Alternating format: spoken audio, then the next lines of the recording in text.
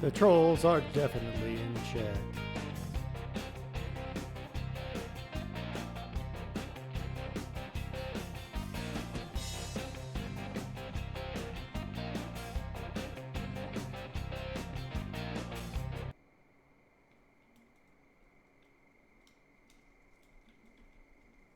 Somewhere. There it is. We got some light on our new deer, or John Holland.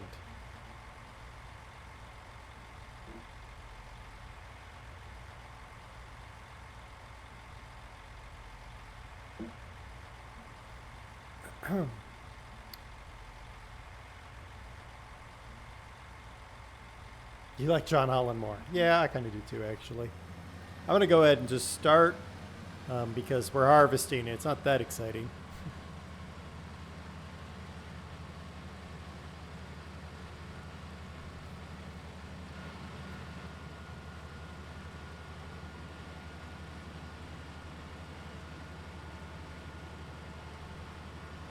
No one wants to miss it. Yeah, right. Sure, Suki. Whatever. All right. We'll go ahead and shiny squirrel while we're waiting on that to harvest. We need cookies. So cookies, we need flour. So flour is 175 or 100 for corn. I think we might do that one.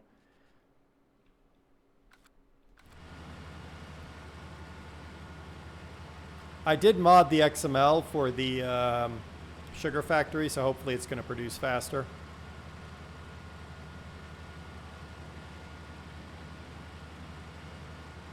Assuming I modded the right thing. If I didn't mod the right thing, then we're screwed.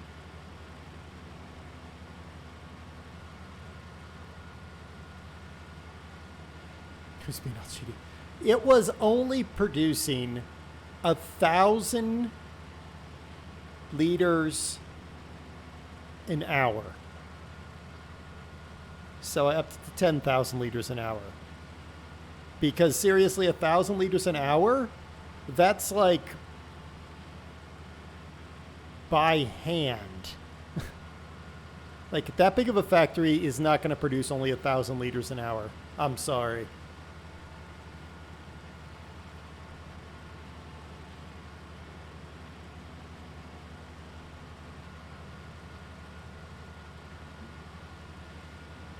Not for what we paid for it. What did we pay for it anyway?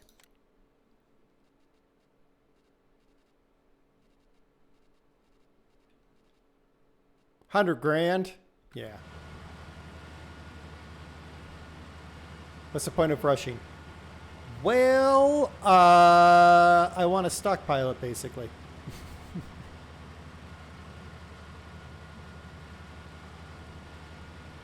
Because we've got enough money right now that we could pick up one of the other factories, and I think we might very well do that very thing.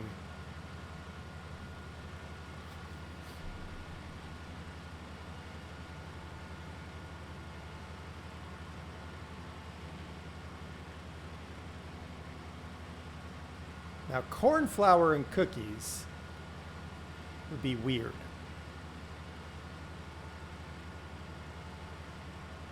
So, probably not going to do that, but, you know, I may change my mind. We do need to get coos because we're going to need the milk. For that, we're going to, of course, need TMR. So we're going to have to plant corn. Train man, how's it going? How's it going?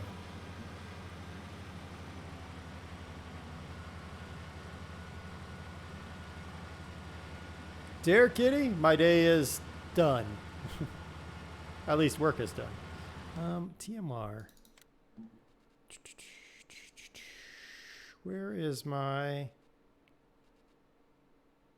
No, that's pigs. That's seed. I'm in the wrong spot for TMR. Is it Agri-Z?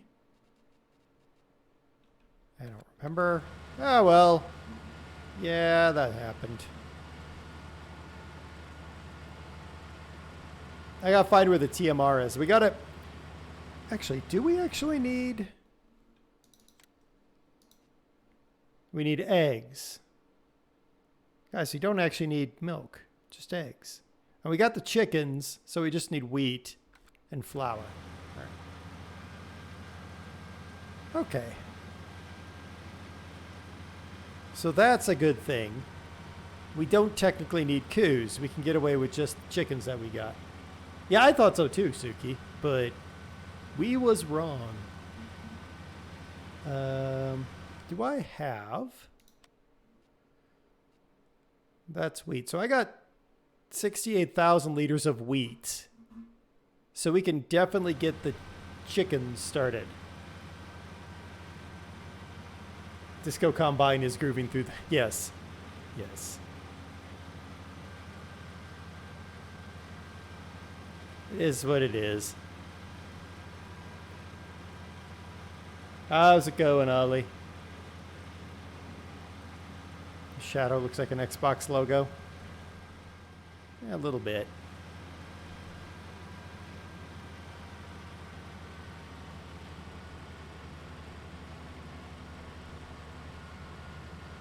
So we only have like 1 billion more contracts left to go. I mean, the good thing is it's bringing in money, lots of money, which is good, but it kind of, you know, at the same time is a real pain in the booty.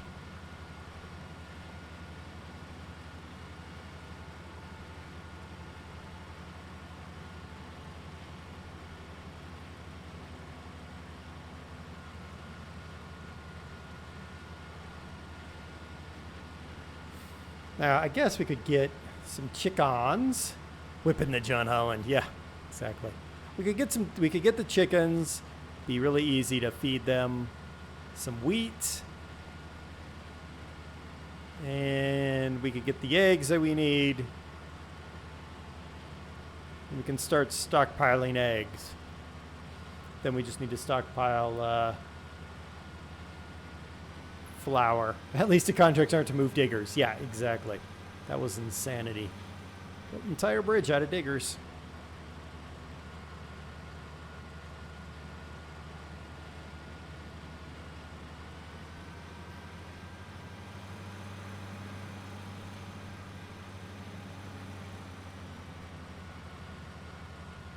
No, I thought I was going to get that in one more back forth pass, but I guess not.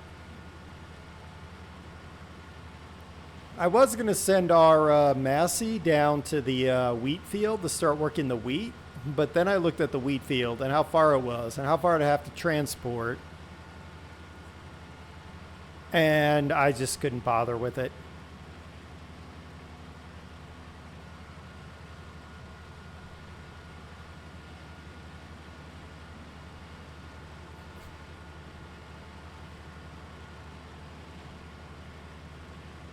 Unless I got another one of the big trucks, but there's no point in that. Because we're getting to the end of the harvesting cycle. I mean, realistically, are we gonna have to grab a couple more contracts? Yeah, probably, unfortunately.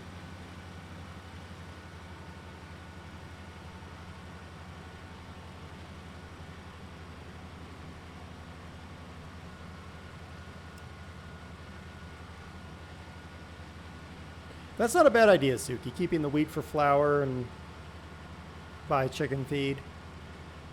I mean, realistically, we could do a little both, right? We could give most of the wheat to the flour mill, but keep back a chunk of wheat for the chickens. Arbariath. Somewhere in Wyoming.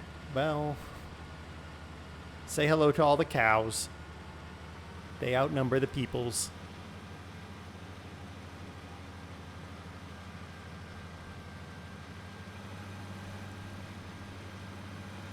Kind of like Montana. Chickens can take barley too.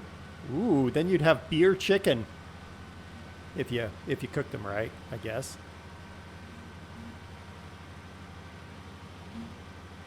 Is that how you make beer can chicken?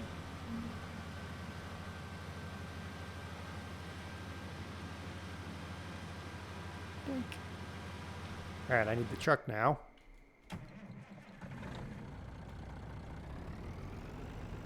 Really, truck? Oh, there we go.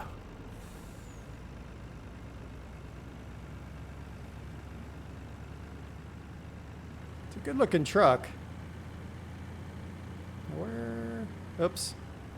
Where am I going? I was facing the wrong way. And now we all twisted up around our tail.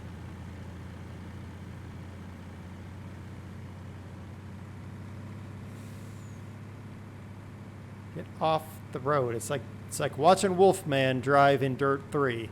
Good grief.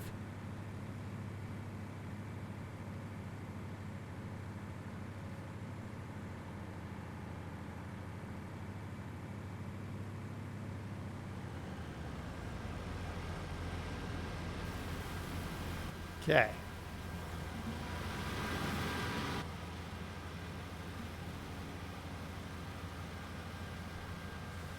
It's an interesting recipe there, Suki.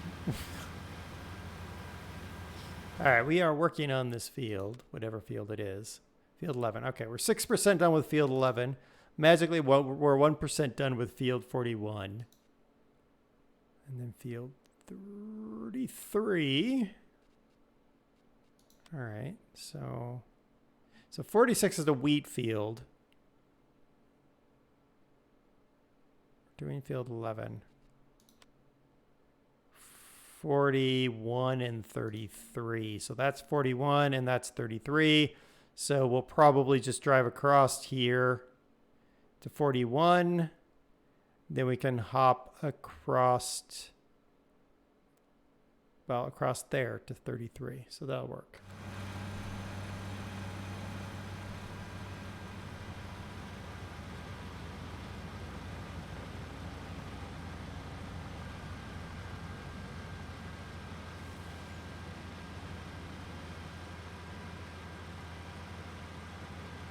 Making me hungry.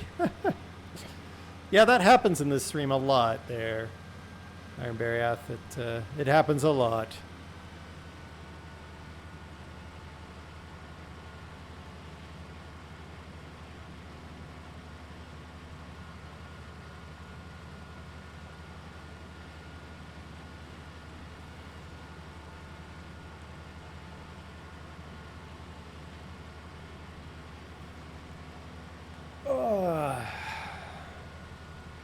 So if we were to buy the flour factory, we'd be at 175 grand for the flour factory, right? We drop that, then we got, then we have to save up 255 for the cookie factory. Oh, son of a monkey. Beluga, how's it going?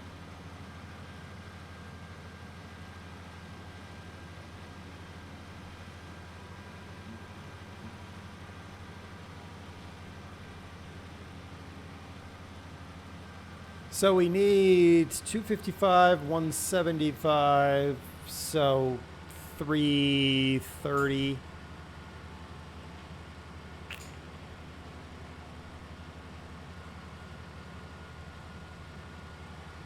So we need about another 100 grand to have the money we need just to buy the factories we need to buy to make the cookies.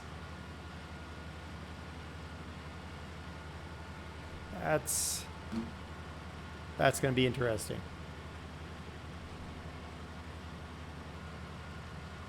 I have not gone Wolfman.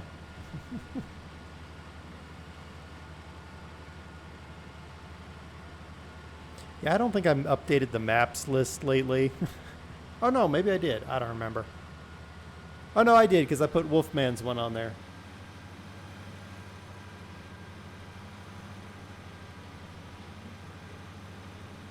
What is gone kaput? It's updated? Okay, good.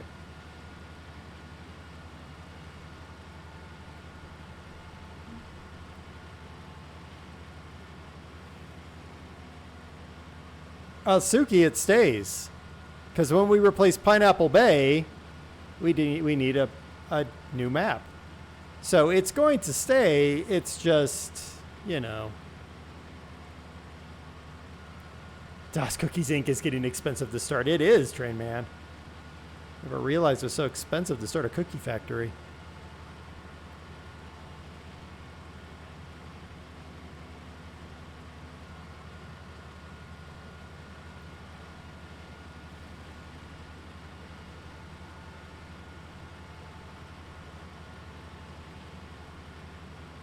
You can make the flour by hand. You could, but no. I could also buy the flour, but what's the point in that? We're farmers. We're going to farm the flour.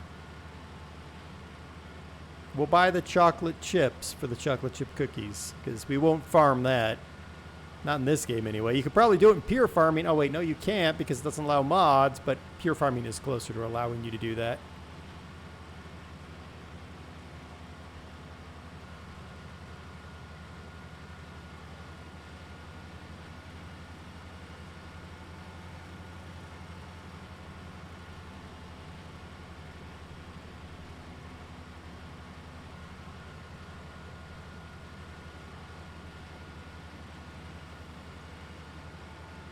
I know you suggested buying components, but that's, you know, that's half the fun. Quarter of the fun? Third of the fun? Some of the fun?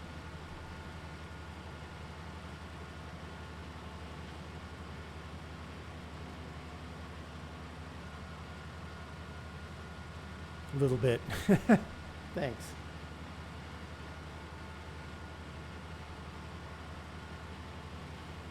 No cocoa plantation mods. No, there aren't. It's kind of saddening.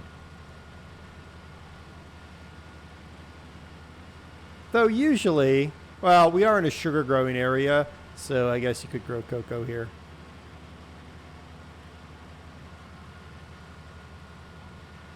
Yes, the grape planting mods, I know, because it's required for one of the maps that you voted for there, Suki.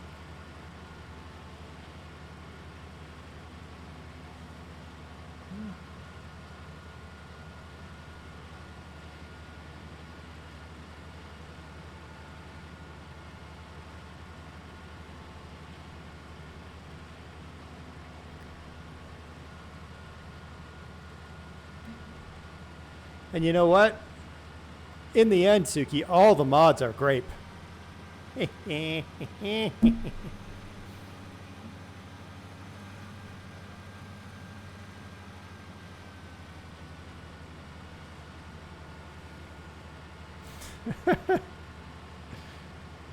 a 3-pun dog boo.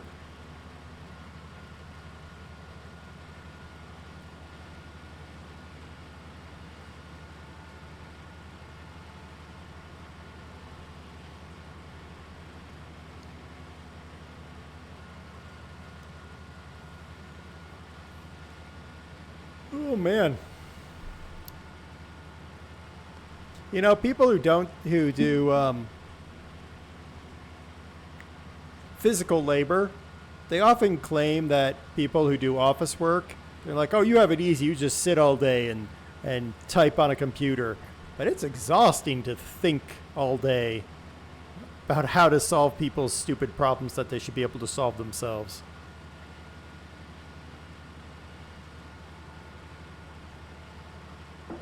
And then nicely tell them they're idiots without actually telling them they're idiots. That's my problem.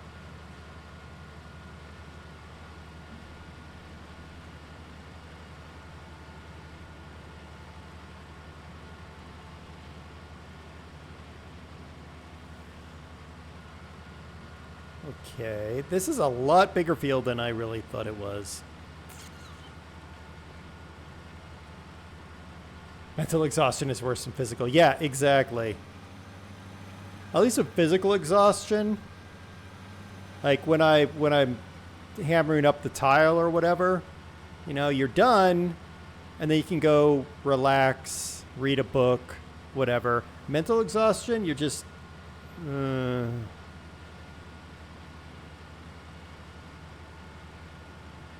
You're lazy, always sit all day. Well, that's true, Train Man.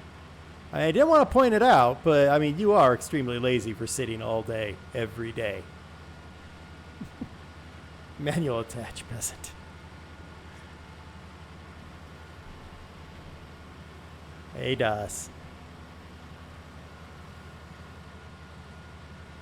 Das is making some sort of Macedonian food. That's all I know. That's all I know about what I'm getting for dinner. I don't know, something with cheese and tomatoes and phyllo dough.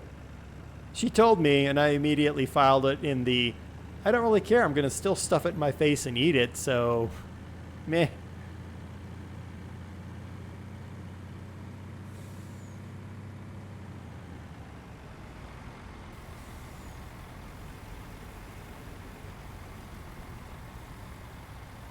Sit for most of the day, but your job is both aspects. Ah, yes, Iron.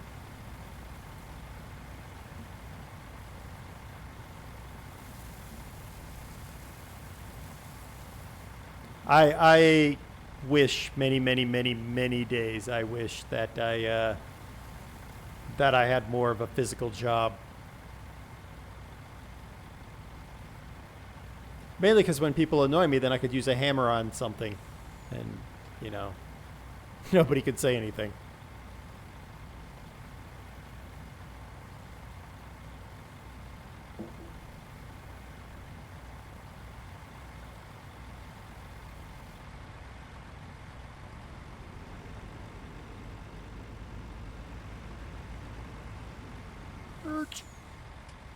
Let me in! Let me in! Oh yeah, it's a brew mod. I have to go to the correct side of the vehicle to get in.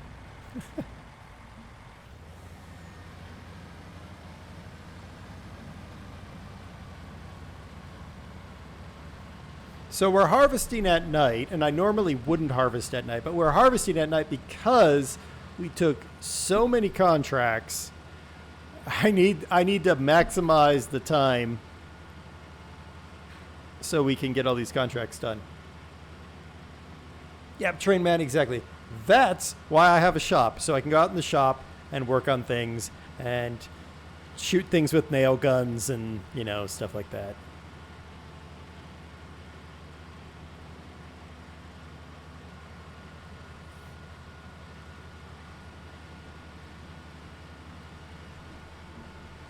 But thinking about it, I don't actually have, well, I don't have any projects currently in the shop because I'm tearing up all of the tile, and then I have to remove all the baseboards, then I have to remove all the door casings so that I can get the new flooring put in. So I can't do anything in my shop because my shop is full of all the stuff needed for doing all of that.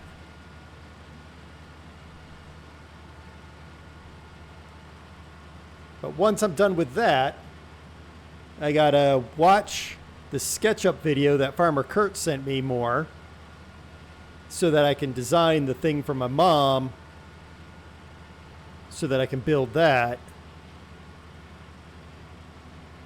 And then I need to get started because I want to, and I'm probably going to do something with this. I'm wondering if I can somehow figure out how to do it on Twitch, but I don't know.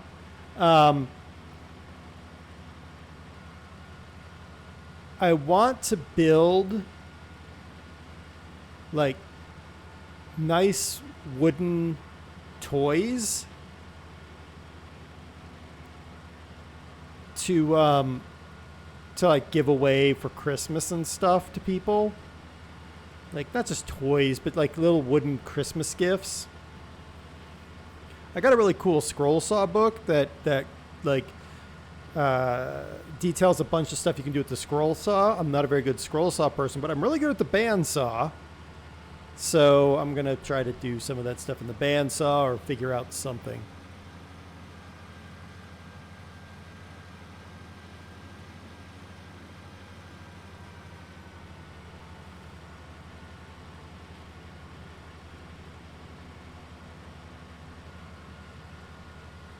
Because my friend, my coworker, who is also a friend, he's both, a coworker and a friend, who had the twins, he said that him and his wife, they really loved those dinosaurs I made, the dinosaur rattles I made, and then the kids really liked the dinosaur rattles.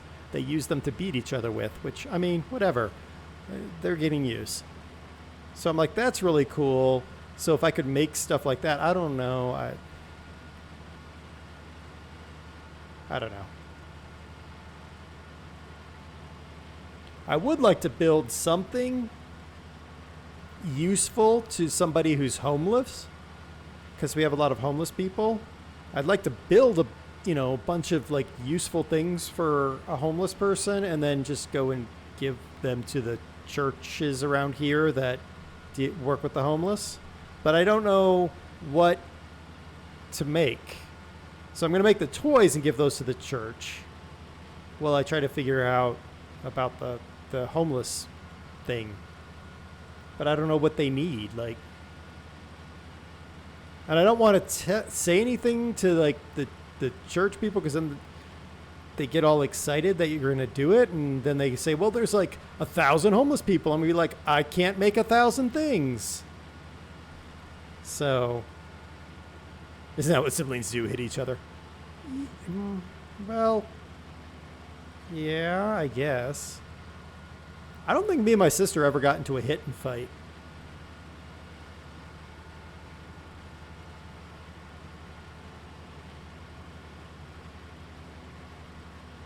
I'm trying to think if we did. I don't think we did.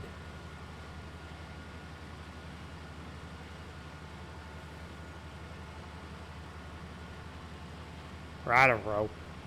Right-a-row. I'm going to have to go get the dump truck to repair this header here pretty soon.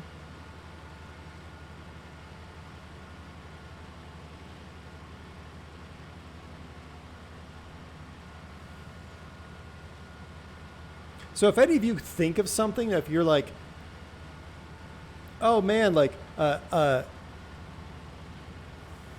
homeless person could use this thing made of wood, because that's what it's going to be made of. It's going to be made of wood. Not good enough with a welder to do welding, and I also don't have a former for metal, and I don't have a metal cutoff saw. Like, there's a channel in Discord for wood projects, and you can like drop ideas in there.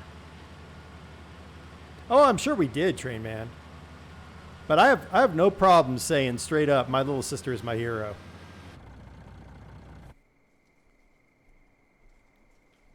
There we go.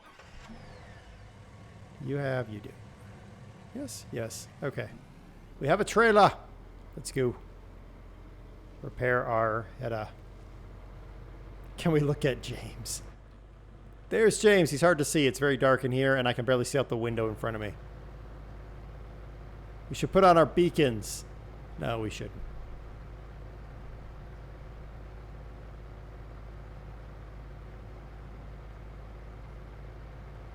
Hoses, maybe? What are you talking about? Oh, cleaning it? No. It's just going to get dirty again. It's like my truck. My truck is dirty. And people will say stuff like, why don't you wash your truck? No, because it's going to get dirty again. Where?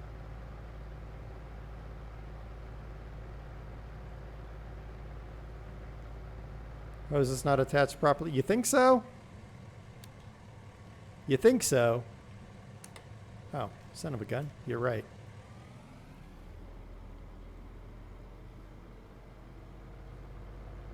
Maybe.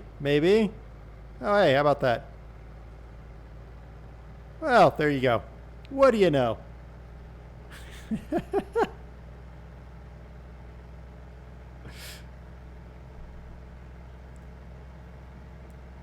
Suki's favorite mod, manual attach. I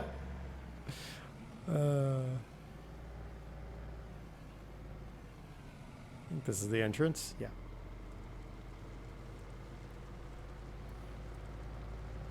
Kind of thinking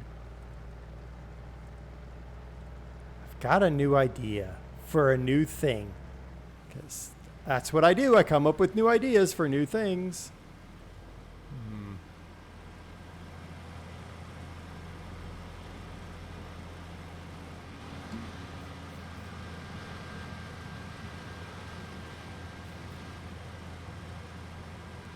go.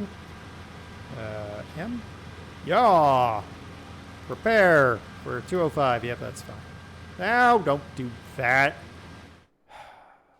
Thank you. Close.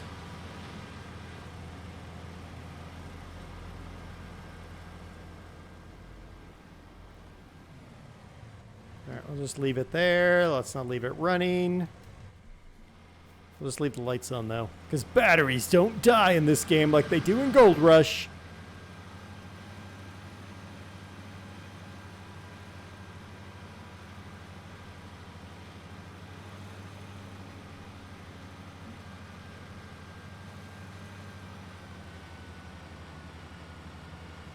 Did I finish the new ideas thought? I did. We don't want James getting scared in the dark. That's true. I did. I do need... Aha. Uh-oh. Where'd my paper go? Ah, there. Oh, come here, paper. There we go.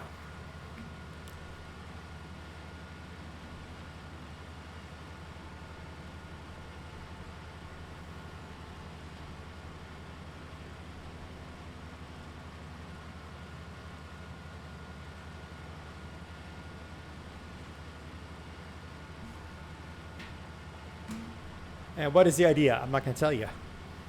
I'm not going to tell you. I will tell you one other thing I am going to do, though. So I've been inspired by a couple of things. One, when I cleaned out my closet in my office and I found all the old video games for all the old systems that I have. And two, Busa Busa in his streams. I'm going to be getting some emulators and we're going to be playing some classic retro games. I know it's not everybody's cool thing.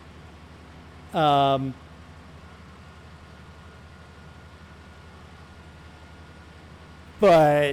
I mean, we're going to do like Skies of Arcadia.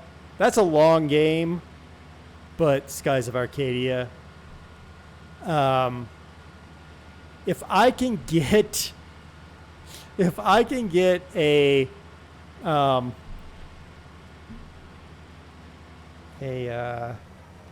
emulator for the old Sega Genesis, I think is what it is, I will play Shaq Fu. I actually could stream Shaq Fu from my Xbox One, but I won't.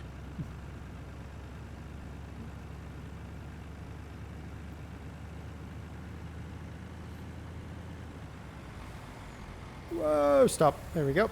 And then what else do I have I want to...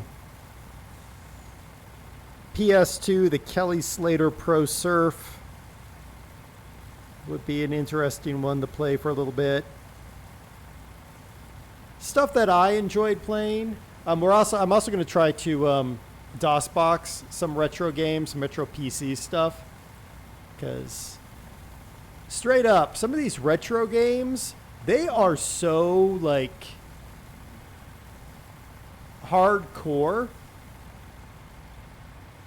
compared to the modern games. No, I don't want to play Farmer's Dynasty. That game stinks.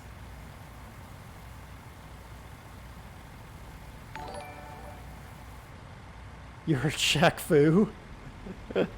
No, not that Shaq. The other Shaq. Wolfman!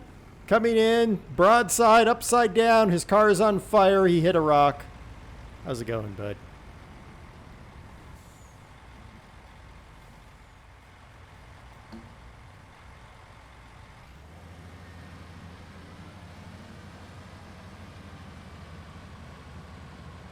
I might. I actually have Dirt 3. I ought to play some Dirt 3. Only, unlike Wolfman, I refuse to use the D-pad for driving because I'm not a gibbon. I also don't have big fluffy paws. Wolf might be stuck in a commercial. Nope, there he is.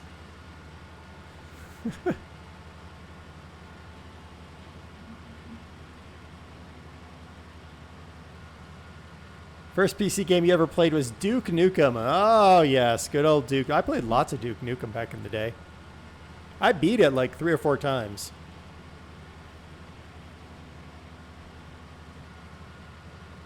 The first shooter game I ever played, first person game I ever played was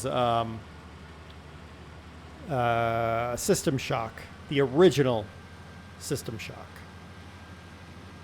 That game was nothing but PC because you needed the entire keyboard plus a controller plus because it was like everything had a comment or a command. You're following my Pineapple Base series on your save game. Excellent, Air Kitty.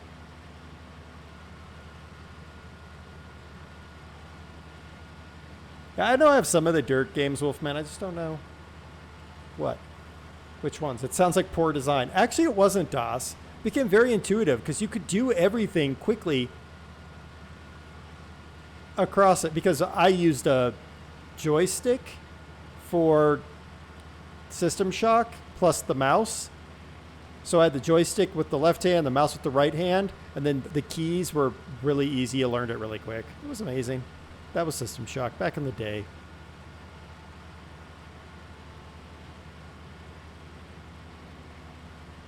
First PC game with modern OS. Oh, we're gonna clarify by modern OS, huh, Train Man? Okay. What do we classify as a modern OS, people?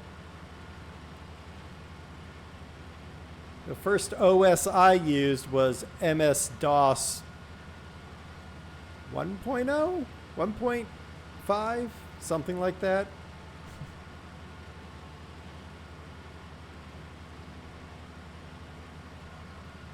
Anything after XP. I don't know what I did back. I don't know. That was a long time ago. What's funny is I remember the. I did, Wolfman. My very first computer games, Wolfman, I had to write myself in BASIC. If you wanted a computer, back in my day, if you wanted a computer game, boy, you had to code your own computer game. That's how it works back in my day. Yes, sirree.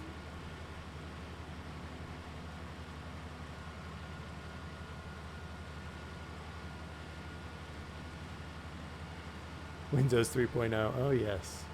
You mean 95, not DOS. Oh, okay.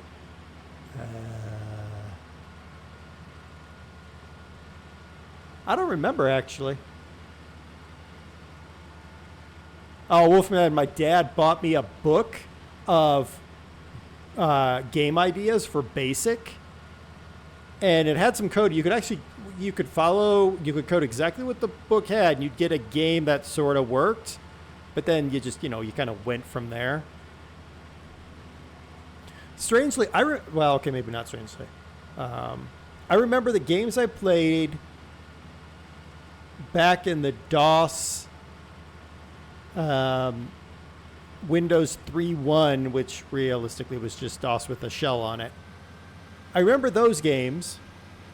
Let's not put anything in that dumper. But I don't really remember all that much what I played in the era of Windows 95, Windows 98, XP, that stuff. It all kind of melds together. I think partially that's because it just became, there are so many games now. But back in the day, like the IBM PC Junior, it was like a year after we bought it, you could get Xyle Text Adventure, which was basically a single, it was a hot seat or side-by-side co-op or split-screen co-op MUD, text-based MUD, and Load Runner, which was like Donkey Kong, only not Donkey Kong. So Yeah, I remember those games. Um,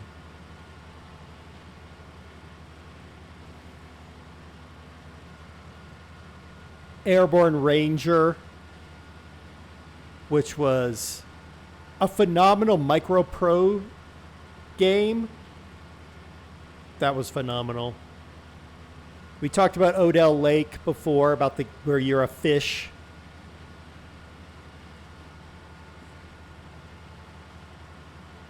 The original Oregon Trail, not the new cuckoo 3D garbage they got out there. Which, by the way, you can get the original Oregon Trail in a handheld game now. Oh, come on, DOS. Now you're jumping ahead. Generations missed. The old floppy drives. Floppy drives, Iron? Oh, man, you were up high class, man. IBM PC Junior had cartridge drive.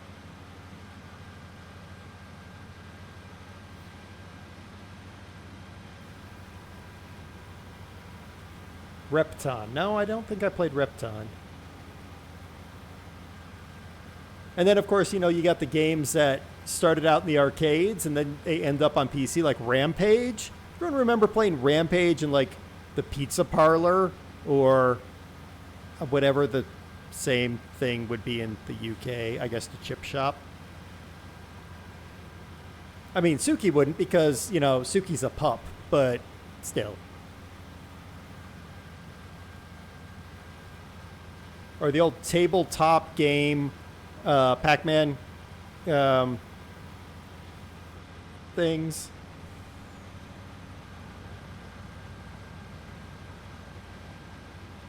I have big hands. Yes, I do. Yes, Train Man, you can hold the entire Oregon Trail in your hands.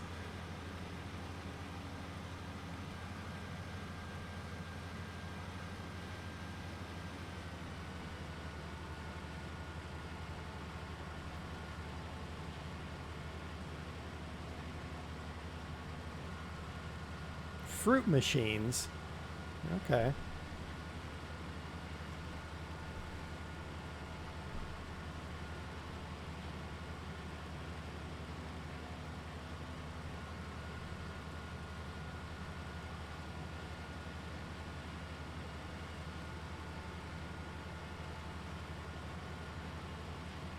Never had arcades with games like that. Yeah, I mean, that's my family rarely went to the pizza place. I mean, we go to Pizza Hut. I mean, straight up, that's where we went, Pizza Hut, because they had the book reading program, so you could read books and get stars at school. And after so many stars or whatever it was, they'd give you a coupon for a free personal pan pizza at Pizza Hut.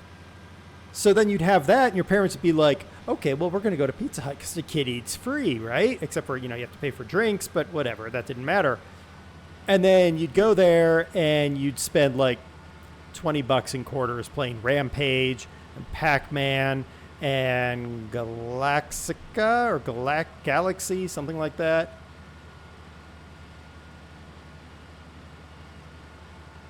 You like the original Oregon Trail, not the new cheap version. Exactly, Dare Kitty. That original Oregon Trail, But the most important thing was to have at least one Galactica. Yes, Big Trucker. Yes, Big Trucker comes in with the game. Very important in Oregon Trail to have at least one character named Terry, only so you could have a character die of dysentery.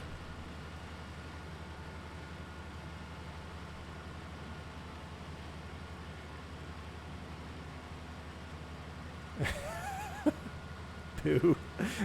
Come on, that's like a 7 pun dog pun right there.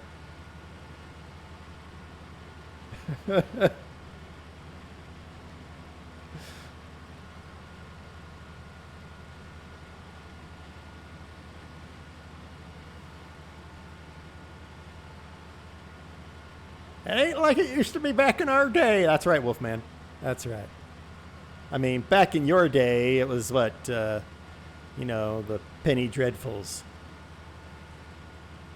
Are we rating how hard the pun? No, it's just, Pun Dog just works. Burger time. Who remembers? Yes, Pac-Man. Oh, yeah. The original Pac-Man Big Trucker, the one that was on the flat table instead of the upright stand. That's the important one. But, Off-Road Racer. What is the... You're driving the Ferrari Testarossa in Miami.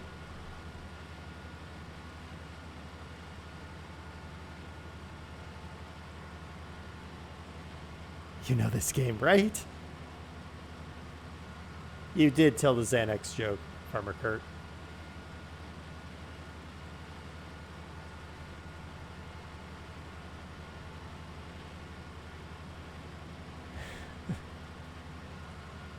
Was it Ridge Racer? I don't think it was Ridge Racer. Outrun. I think it was Outrun.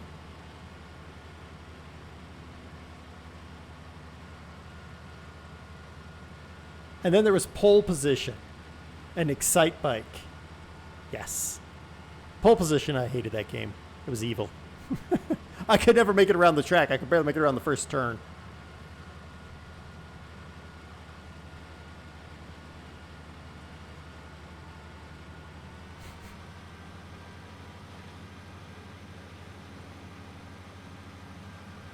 I mean, the cool thing is, once I get a couple emulators on here, I will be able to pull up a lot of these games. They might be one-stream games, but who cares? We'll find a day and a time that becomes a retro game. Retro Day. Because I think if I do two streams of Derail Valley a week, we'll end up having all the licenses super fast.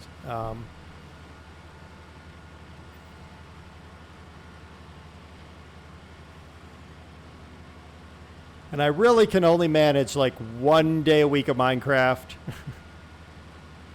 I really can only manage about 2 days a week of Farm Sim.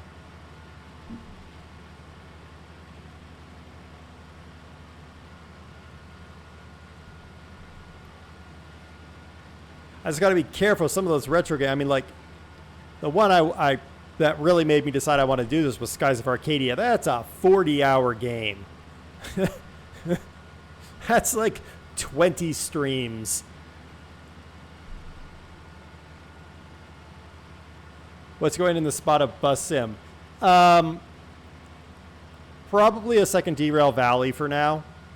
Because I do enjoy Derail Valley. But only for so long. Oh my gosh, Big Trucker. There used to be a local video game store that they had an arcade in the back, and then they closed down because they forgot to pay their taxes. I wish I could get some of those arcades. Would have been amazing. Do you know where you can get chicken broth in bulk? The stock market. Ah, ha, ha. My medication can only stretch to one Minecraft stream. What are you talking about? There was no medication required. You're just salty because I pointed out that the British people just invade and destroy the indigenous populations.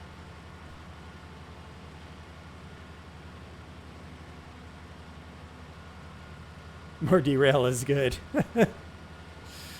Yeah. I've been working through a game off stream that is good. It's just not a really like stream good kind of game. It's called Unepic. I was going to stream it and then I didn't, and I'm glad I didn't because I'm actually enjoying it. It's very grindy and a lot of backtracking, and it's definitely a 40 to 60 hour game.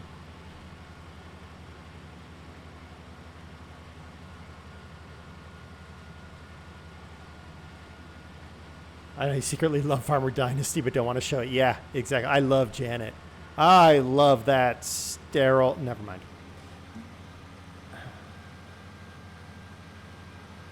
The Tiger Truck Stop in Dickinson, North Dakota still has arcade. But you can still, yeah, you can still find those arcades in places. It's harder and harder now. I was gonna put or buy and then stream Derail Valley, or not Derail Valley.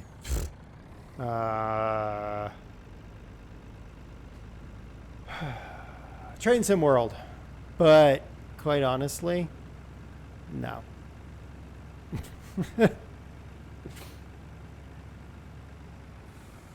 I get its appeal, but the more I thought about it, the more I was like, it's basically Derail Valley without all of the fun and hijinks of Derail Valley.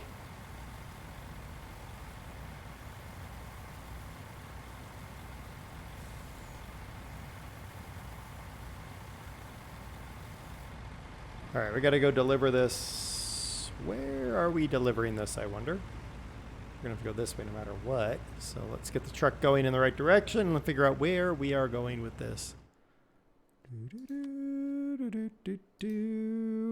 We are going to the harbor. Excellent.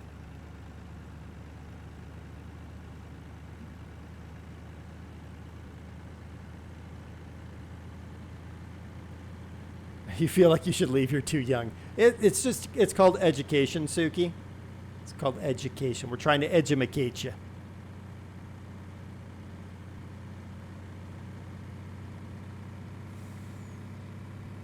Yeah, Wolfman, it's... Train Sim World 2 looks good, but just doesn't seem to, doesn't check all the boxes. Educating you on something you've never seen in your life. Well, we're giving you goals for when you get older and you start, getting out in the world. You can track down an arcade or something. I'm sure they've got to have arcades somewhere. Maybe not Macedonia. You might have to go to, I don't know, Turkey? Probably not.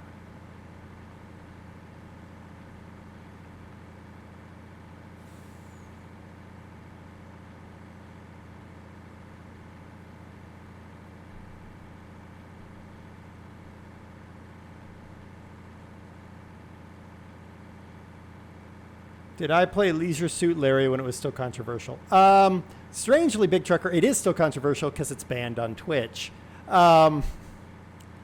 No, I never played Leisure Suit Larry. I played King's Quest and Quest for Glory, which are games we can play. They are definitely in the retro category, but I don't need emulators for them because I got them on GOG. I've played a little bit of Space Quest. I'm not a huge Space Quest fan. Not a big Police Quest fan either, especially the first one. It is wicked hard.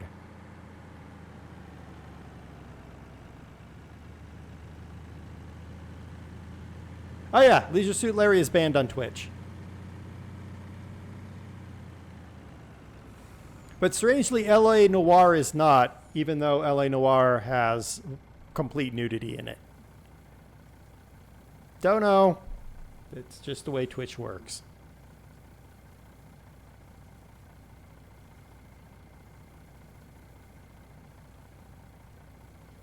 What's the loading wagon that's $600 in my mods? I don't know. What? Pizza Ranch has an arcade area? Are you kidding me? Train Man, not only do we have Pizza Ranch, but I can see one from my house. Actually, I could see one if it wasn't for the new swimming pool at the high school.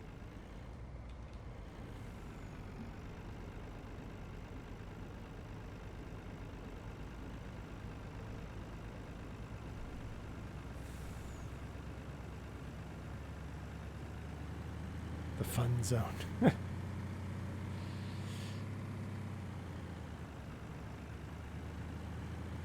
Yeah, LA Noire, strangely, is not banned on Twitch. Though YouTube was a whole different thing. When I did the LA Noire playthrough, Yeah, that's why there were lots of black screens, because I just couldn't show any image because YouTube would have a heart attack. And then later, well, half of the things were claimed because of music in the background that ran for 5 seconds. I did like LA Noire though. It was a cool concept. The face reading was a joke, but whatever.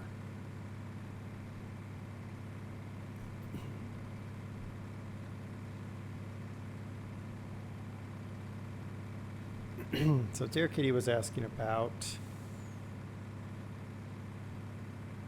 there's a local fish and chips place that had a lot of arcade machines. Which one, Das?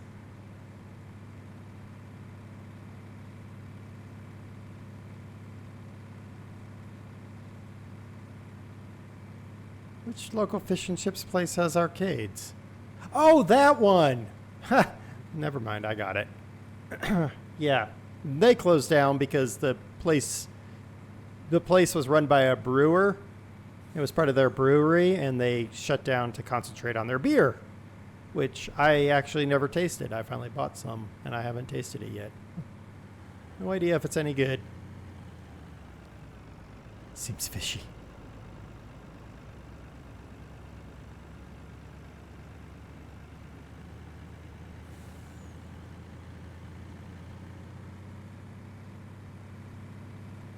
A brewer. Ha ha ha. The sense fish puns are coming. Yeah, probably.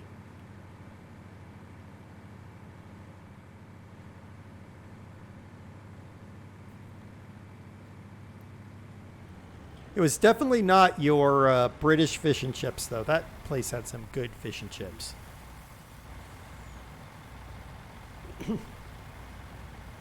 $600 wagon that,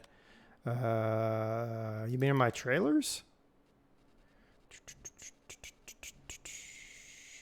I didn't forget about you, Dear Kitty. It just, takes a while sometimes. You mean that one? $900 BSX 250?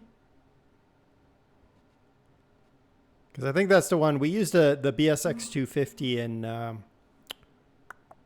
Old Stream Farms.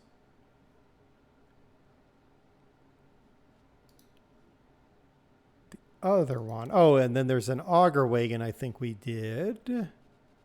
Maybe not. No.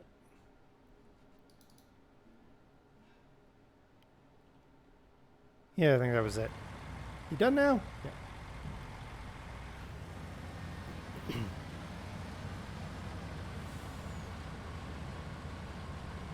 One game that I think that I probably should play because I have never played it, and I know this annoys DOS, but Chrono Trigger. Never played Chrono Trigger. We've got it on the DS, but, if I sit down and I'm not in front of the computer, I'm going to end up reading instead of playing a video game.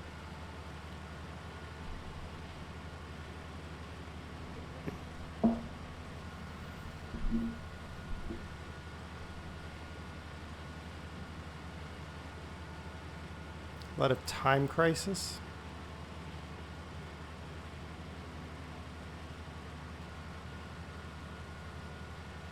There's a outdoor store near us that has an arcade. Very small arcade. But still, it's an arcade.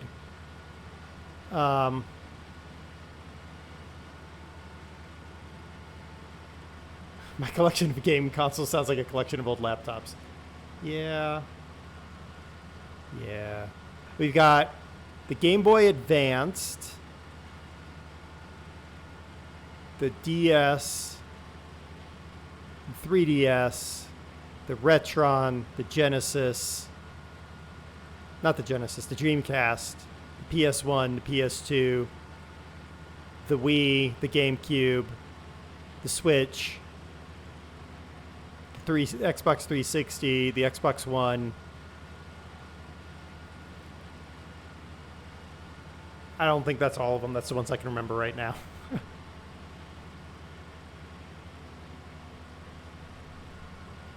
Oh, the other place you used to... Okay, none of the Europeans are going to get this, but all the Americans are probably going to be like, yeah! At least the older Americans. Bowling alleys. When your parents were bowling and they would hand you $20 worth of quarters, that was like the dream. I remember being so upset when my parents would be like, oh yeah, we're not going bowling this week. And you're like, no, I was working my way up the rankings.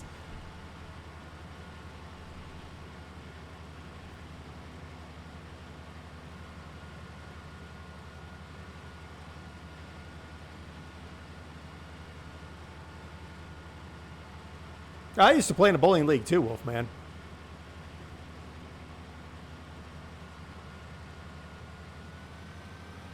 In fact, I was in a bowling alley.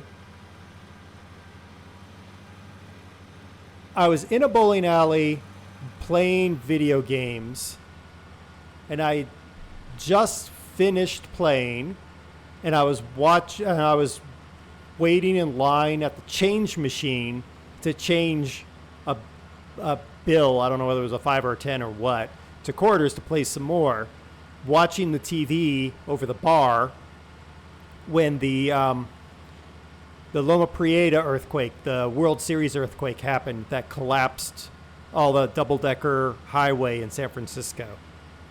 I remember that.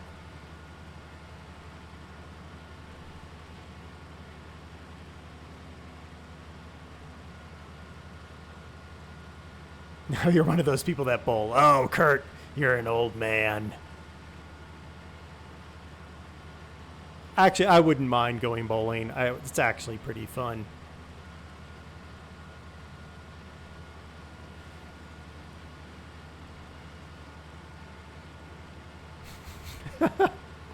Thanks, Kurt. Appreciate that. Cousin, you want to go bowling? No, I know that was a Mexican accent, but too bad. Get over it.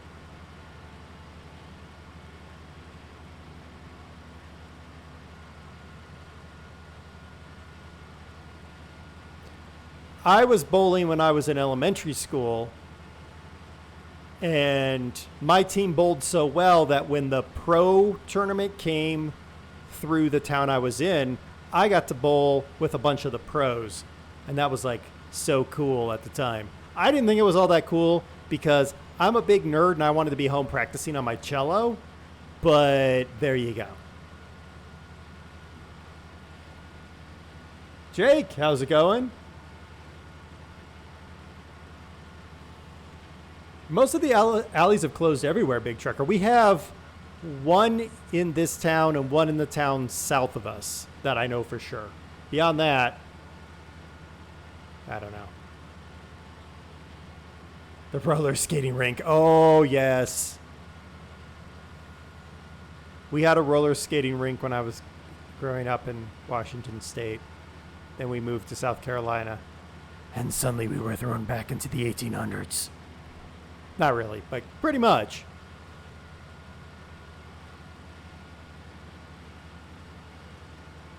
Remember the earthquake too. See, I'm not the only one, Kurt.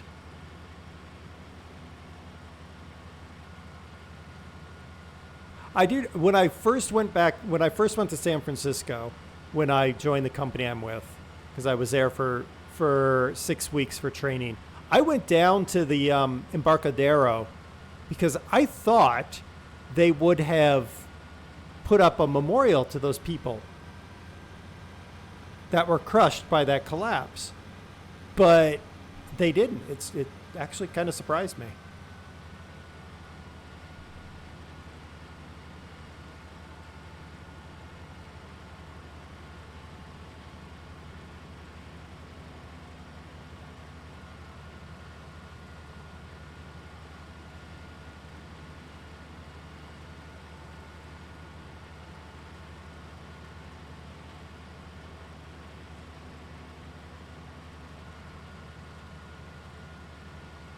Our Barath has a bowling alley open. Excellent. Trainman's got one open. See, bowling alleys still live.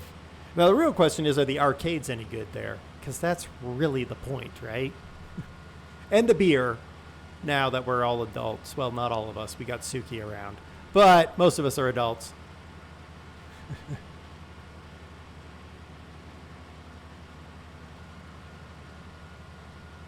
Well, not to faulty engineering, Big Trucker, but to the people who died because of the engineering. I mean, there's a memorial. I went out to Peggy's Cove to the memorial for the Swiss Air disaster.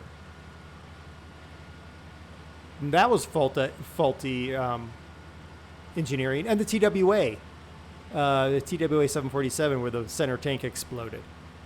So...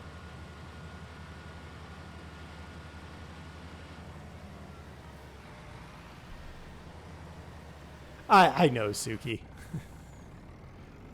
My little brother loved it when we went to Luxembourg because he's like, I can legally drink here. It's like, yeah, bro, you can.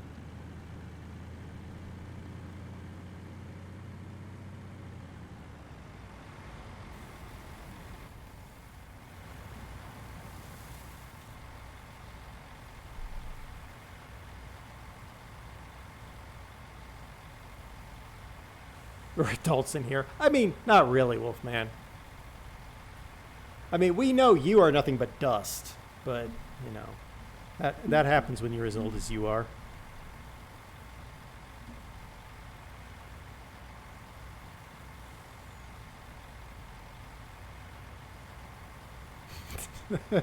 I mean, he just admitted he's going to be over 40. And reality is, guys, Wolfman says close to 40, going past 40.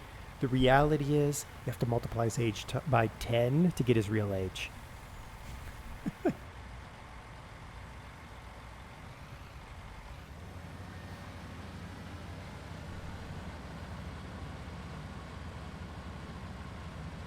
Define adult.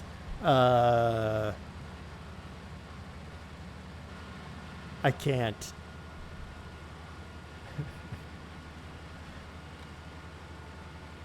I don't have a glass house, Wolfman. It's reinforced glass. I mean, it is glass, but it's reinforced glass, so nah.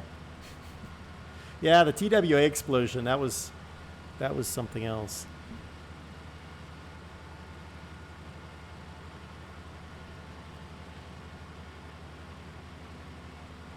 And it's still not gone. I mean, people still say, "Oh, it was a missile or whatever," and you know what? It is what it is. Those people are gone.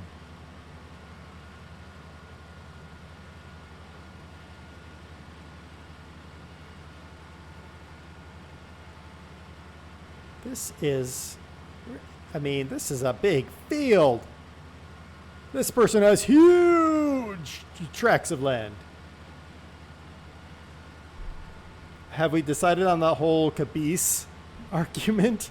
No, we'll continue it during Derail Valley. Just have a piece of the Berlin Wall. Ah.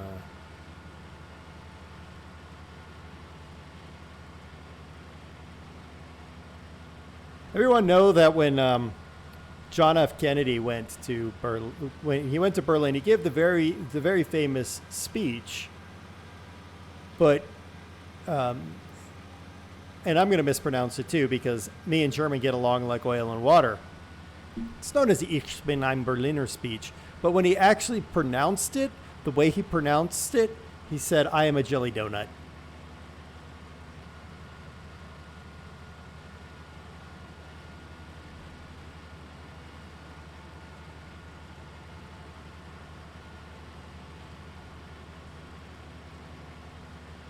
Large Fields means... Well, actually, Train Man, it was a reference to Monty Python, The Quest for the Holy Grail.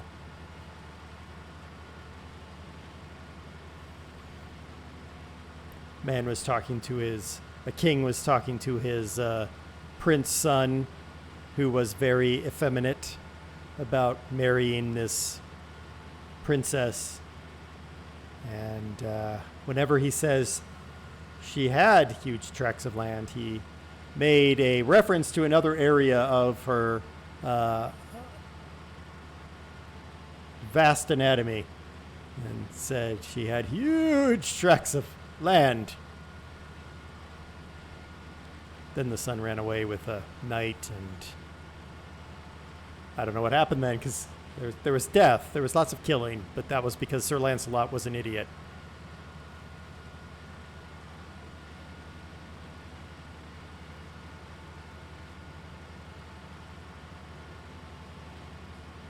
Shenanigans! Shenanigans.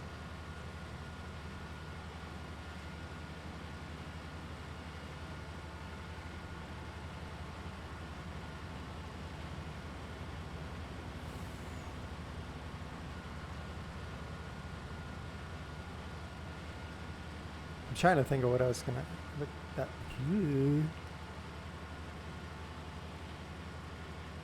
Shenanigans are standard. Well, I mean, it's true. There is an option to remove shenanigans, but, you know, nobody ordered that option, so that's the way it goes.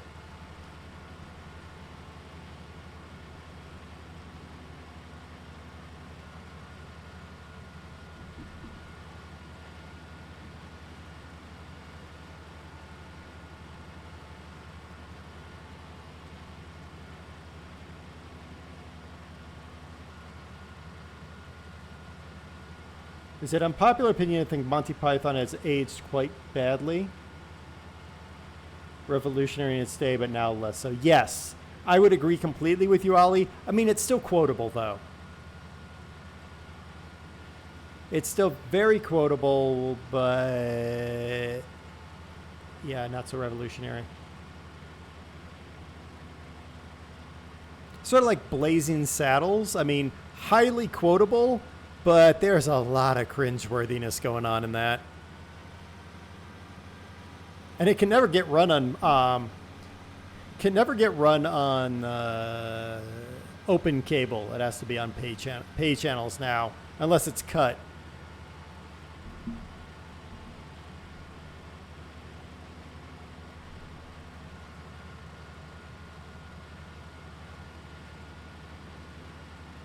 Didn't know that JFK was a donut. Yeah, exactly, Train Man. Most people don't know. I mean, it's, yeah, we studied it in my master's class on great speeches.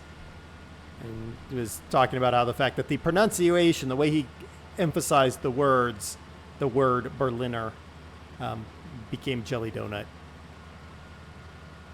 Iron Bareth, take care. The greatest movie ever. I would highly disagree with that, Wolfman. Blazing Saddles is a good movie. It's a funny movie. Just like Young Frankenstein is a funny movie. But it's not the greatest ever.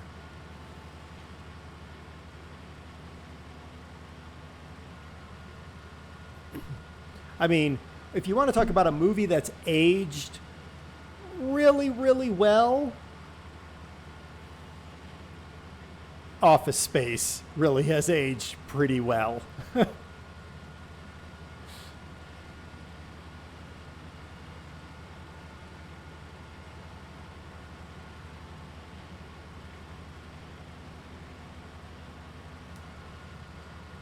Get up early on weekends to watch kids' science TV too. No. No, I didn't. Farmer Kurt's all about Office Space because he finally watched it. And now he's like, yep.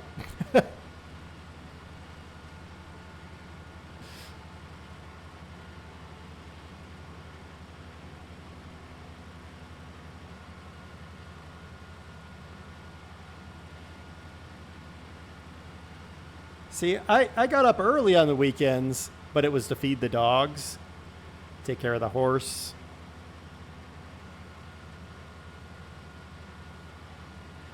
Stuff like that.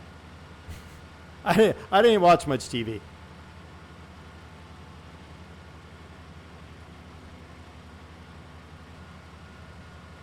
Don't trust spell check. A local paper had a public sale but missed the I. Yes. Oh, L. Oh, that's even worse. Well, you know. Feed the dogs and they would eat you. Pretty much. Yeah, why do you think I know about horse psychology? Because we only had one horse. Why did I just turn around? I don't know.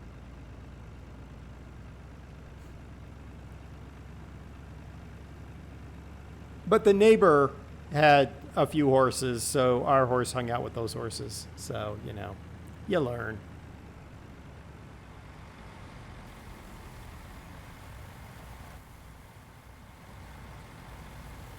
Was the horse called Truck? No, the horse was called Cruiser. That was the first horse. The second horse was named Dallas. And I don't know why. That's 100% my sister's naming. Technically, Cruiser's full name was Bay City Cruiser.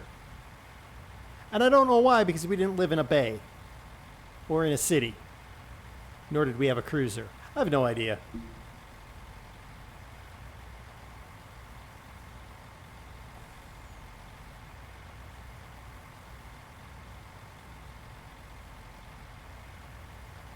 Thundercats. Yes, Thundercats. That was a good one. I didn't watch much Thundercats. I wasn't super into cartoons. By the time I was old enough to get up early on those, Saturdays to watch, because my sister was then old enough to feed the dogs, because the youngest had to feed the dogs, I didn't care for the cartoons.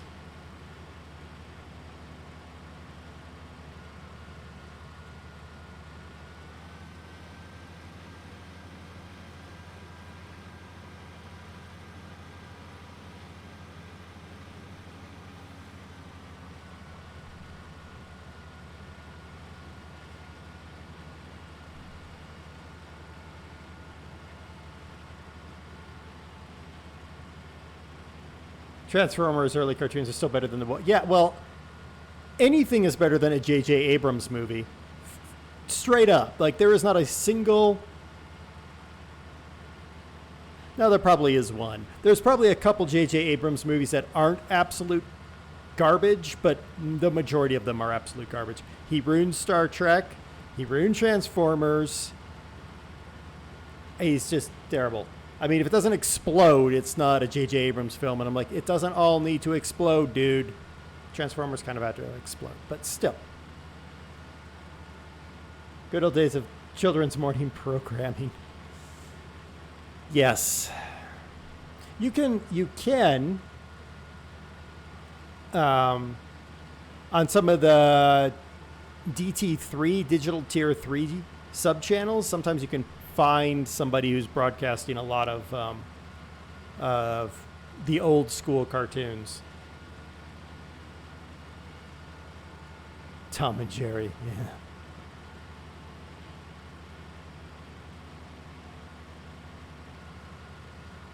Scooby-Doo. Oh man. You know, you'd think there was a lot of Scooby-Doo episodes, but the reality is there's not nearly as many Scooby-Doo episodes as you might think. I only know that because we have a client who runs Scooby-Doo, or was going to run Scooby-Doo, and so I had to look at how many episodes there were, and I was like, that's not nearly the number I thought. Animaniacs, yes.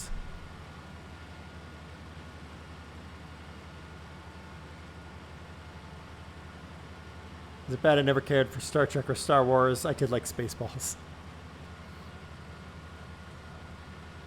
So interestingly, the Star Trek, so the original Star Trek, remembering when it came out, right? So it came out into the 70s. Or I'm sorry, it was produced and partially done in the early 70s. It was the concept of a perfect utopia. Everybody was, it didn't matter your race or gender or whatever, everybody was capable of doing their job of whatever it was. It was canceled relatively quickly. Most people don't know it was actually very short-lived. It was supposed to go on much longer. Next Gen introduced the darker elements a little bit into the darker elements. The reason that they found that they believe that the original Star Trek didn't last very long is because it was too utopic. So people couldn't find belief in it because it was too perfect. Then Next Gen had a little bit of darkness, especially when the Borg came in. And the Borg's timing when it entered into the scene was around the time that technology was starting to take over. There was a lot of reaction against technology. Now, if you really want to talk about a 180, that's DS9. So DS9 is the darkest of the old school Star Treks.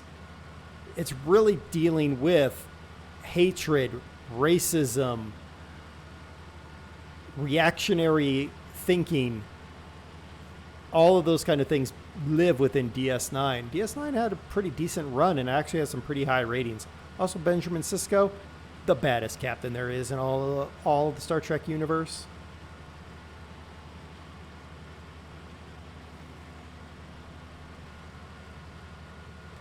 I might have had someone who I went through my master's with who wrote a rhetorical criticism paper on the history of Star Trek. I might have helped him and read it.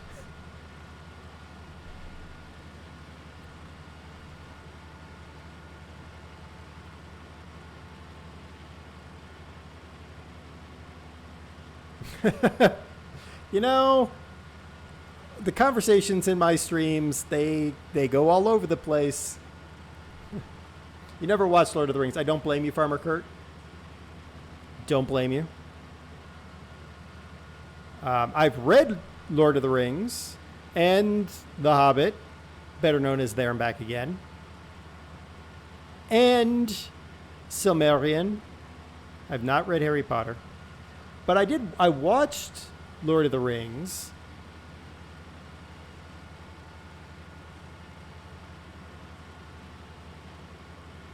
Lord of the Rings is a product of J.R.R. Tolkien's time.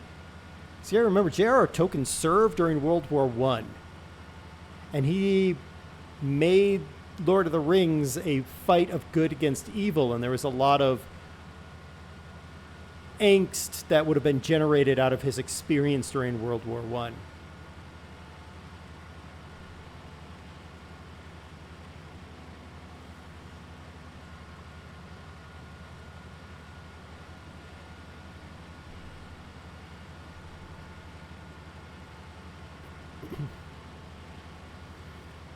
Didn't care for DS9 when it originally aired.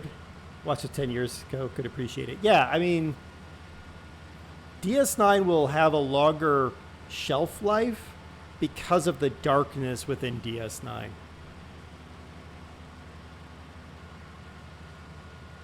Next Gen more believable, if that makes sense for sci. Well, I mean, it does. I'll tell you the one sci-fi I can never get into, and that's Babylon 5.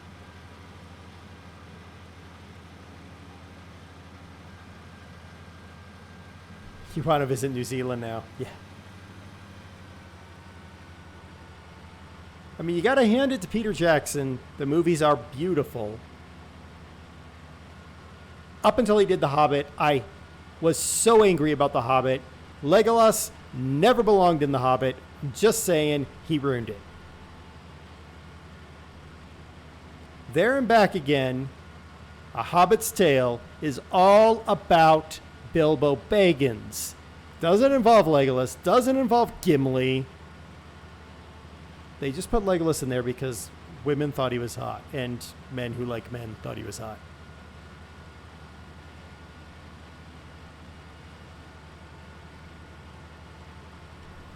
This field is huge, but if I got a second harvester, we would burn most of our money on costs. So we're being smart. I mean, I know we're gonna basically spend this entire thing trying to harvest one field, but guys, it's the way it's gonna roll.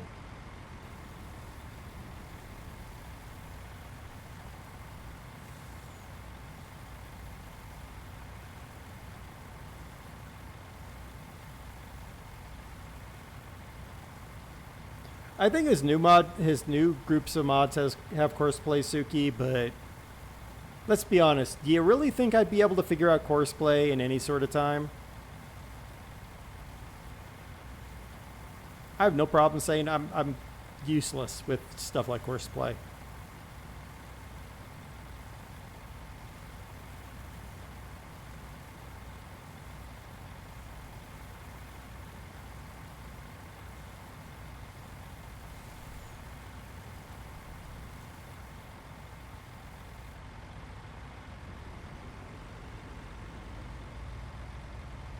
Your fourth grade teacher spent the entire reading Hobbit's Tale to us. Oh, that'd be amazing. I do want to read the Harry Potter series. I mean, never mind what I think about that woman's current ravings on the interwebs. I do want to read it because I hear it's a decent enough, but I also need to read The Lion, the Witch, and the Wardrobe.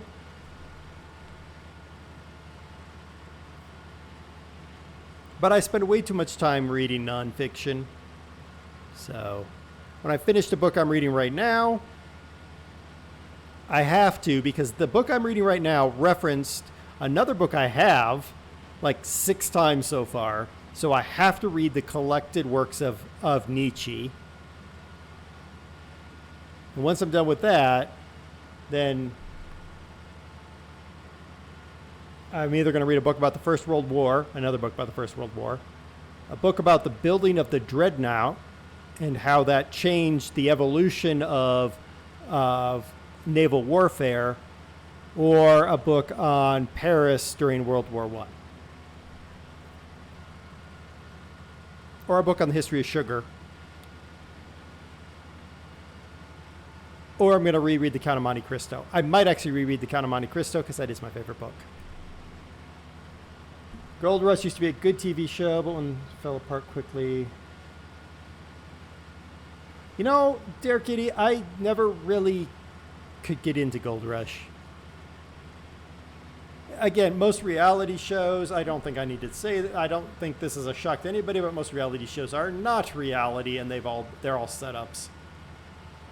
And I'm like, they just did such a terrible job with that setup.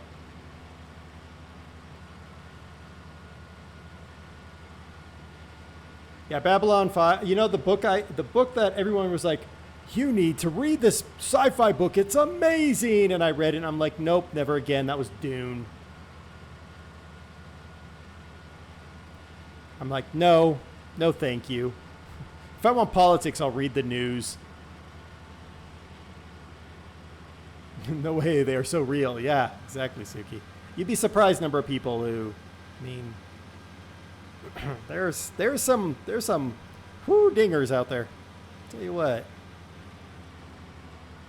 When I worked at the TV station in the sales department, which lasted a whole like 6 months before I was out, because me and sales, not really a good mix. Anyway, one of the things I had to do was once a month, I sat at the front desk and answered the phone while the front desk lady went out to lunch, you know, because you do that when you're at a small operation. Well, the week that I got was the week that the Wimbledon was on. Well, I worked at an NBC affiliate, so the NBC affiliate interrupts their normal daytime programming to show the Wimbledon. We don't have a choice. The affiliate doesn't have a choice in it. It's the network that does it. I can't tell you how many little old ladies, and some of them were not old ladies, just ladies, and a couple of men, called. They were so upset because their soap opera was not on, and they needed to know what was happening in such and such life and how such and such was getting back together with their dead relative's cousin's best friend's mother's fiance. And I'm like, it'll be on next week. No, it won't. I'll miss a week of them. No, you really won't. It's being recorded and it'll be on the air next week. It's not recorded. This is a live. What are you talking about, recorded?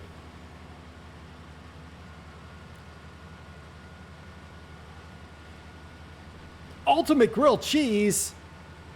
All right, Trainman, I'll let you go. Now I'm curious what an ultimate grilled cheese is.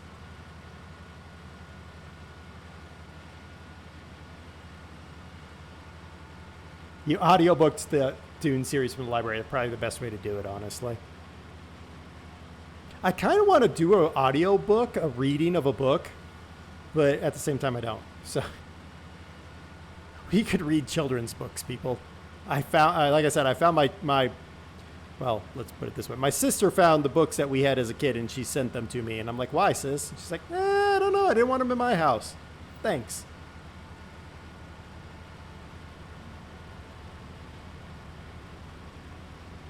Everyone know why soap operas are called soap operas? And yeah, Ed, Alabama style. Yeah, it was Georgia, South Carolina. Pretty much the same thing. You get annoyed when sports interrupts your Voyager airings. Nice. So the original soap operas were sponsored by soap companies. And they originally started on radio. So it'd be like, you know, through the sands of the hourglass, such as the days of our lives or whatever. Brought to you by Dove. And the reason that the soap companies did that is because they knew that women generally were at home and watching TV at that time. So then they could do their ads by sponsoring the soap operas. They hoped that the women would, next time we go out to go buy soap, they'd be like, well, I love this soap opera, Sands of Our Lives or whatever, so I'm going to buy the soap that sponsors my favorite soap opera.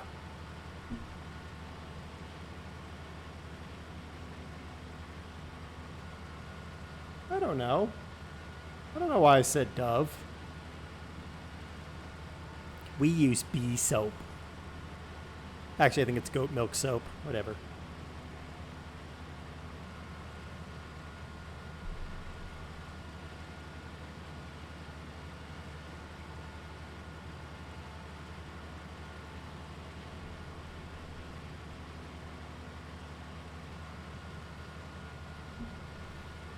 I really love your goats. You know, goats are cool.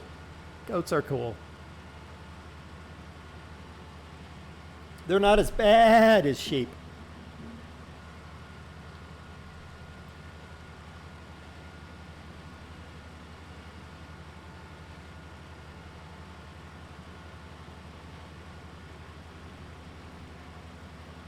Anyone else curious what the ultimate grilled cheese is? Because I'm super curious now. I think we're going to have to start requiring Trainman to post pictures of his dinners in Discord. You're not? I am. What would make an ultimate grilled cheese? People are less cynical, more gullible.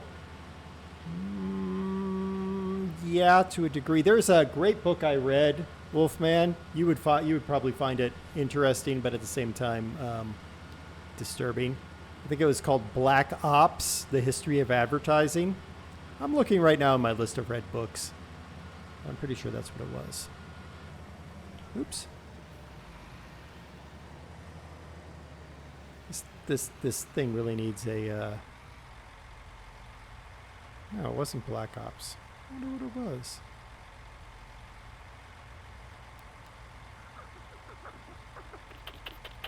I don't know. It's got to be. Oh, that was an interesting book. Drinking in America. Yeah.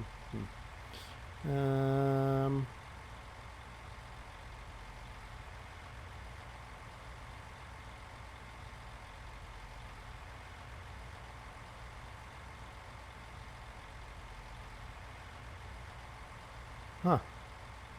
Maybe I'll find it.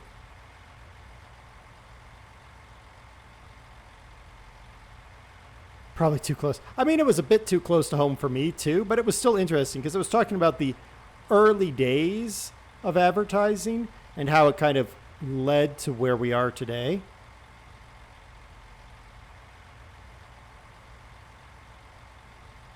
See, now I'm determined to find it. I'm not going to be able to because it's going to be annoying.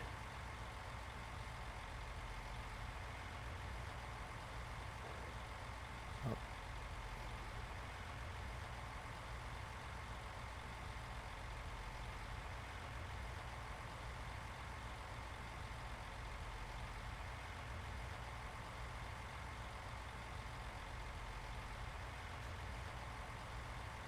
Okay, I give up.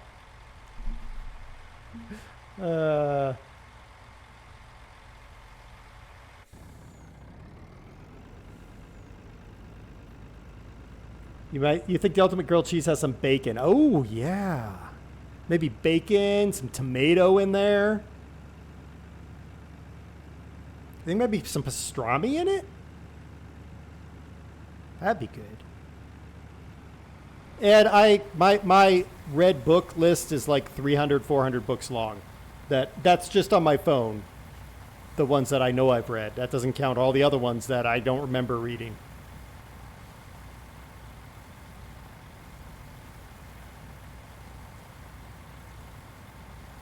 Yeah, it does talk about salesmen twisting the truth. I think everyone knows they do that. I don't listen to audiobooks, Big Trucker. I'm rarely in a area where I can't that I can't read an actual book. I won't even do digital books. So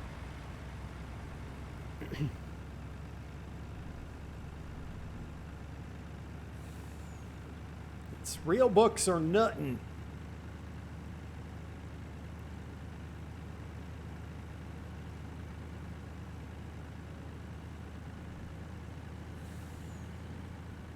Well, I don't drive as much as you, Big Trucker.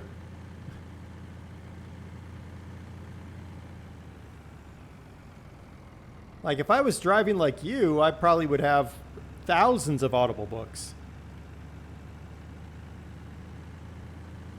That's what I do love about the library. Like, if I ever needed to start doing Audible books and I lived here, I'd just go to the library and get them.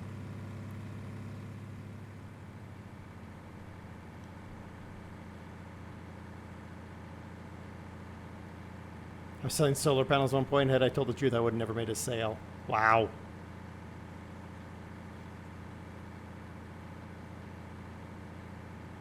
You don't trust anything Wolfman does. Well, Suki, you don't trust anything I do, so I think you're just untrustworthy. City mechanics are worse than salesmen. It depends, Ed.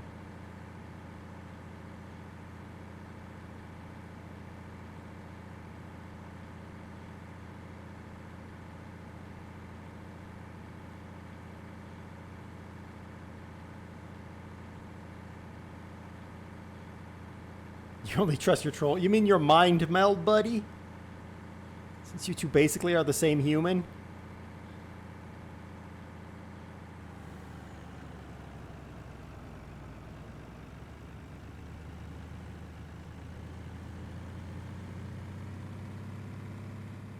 I just hope they never saw me while I was trying to sell their house afterward.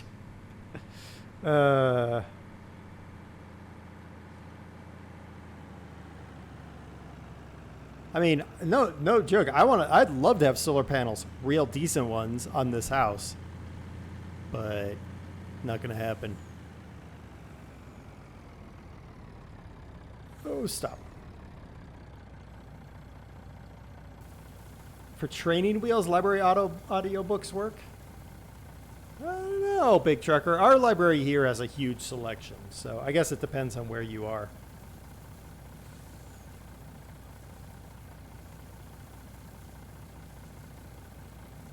Why does it open the covers? I don't know.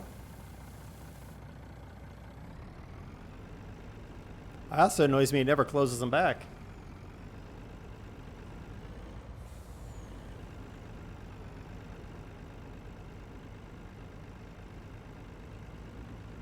Over here, if you get panels, you're effectively selling ownership of your roof. What? Ugh. British people don't know how to properly manage a capitalist society. You can do that here. You can lease your roof out, basically. But you can also outright buy them and put them on your roof. They are, of course, infinitely more expensive. Not infinitely, but whatever. British people don't know how to solar panel. Well, that's actually a decent point, Suki. It's always raining and overcast in Britain. What the heck's the point of solar panels? Put a wind thingy-majiggy on your roof.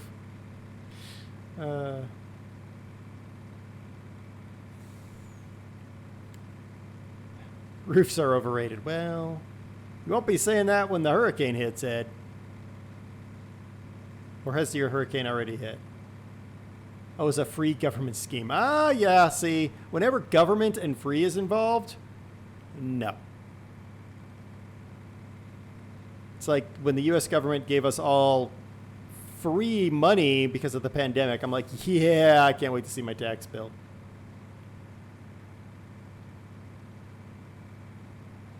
One thingamajiggy on your roof. So professional. Yeah, well. See, if I ever had an alternator, if I could get an alternator out of a vehicle that still worked, I'd totally build a wind turbine with the alternator. Unfortunately, all my alternators are needed for the cars they're in. Wind power bird grinder, yes.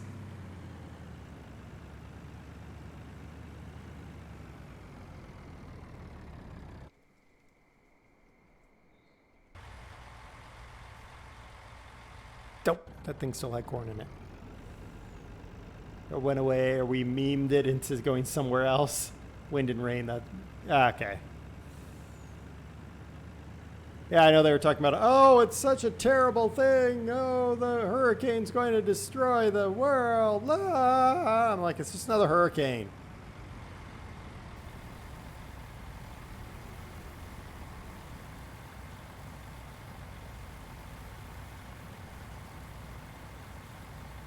Could be yoink an alternator from Park Car. Yeah, except for that doesn't really work.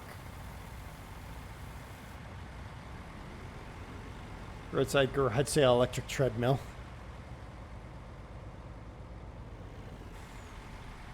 I wouldn't mind a treadmill. I don't know what I'd do with it, mind you. I sure as heck wouldn't run on it, because screw that. How is the header 33% damaged? It's not like I'm cutting up rocks.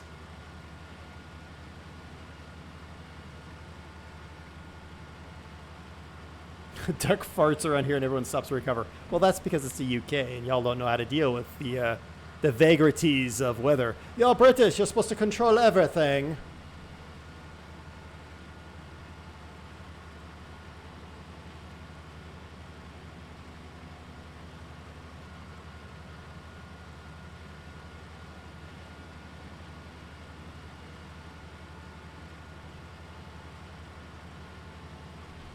All right, when we get back to the opposite side of the field, we're going to have to repair our harvester and header.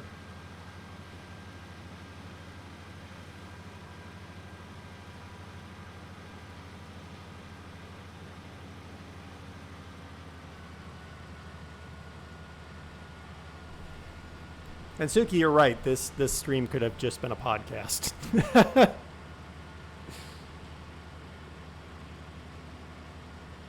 Have you read the UK news lately? I'm trying not to read any news, Wolfman. We get the local paper, but I mainly just read the comics. And the weather.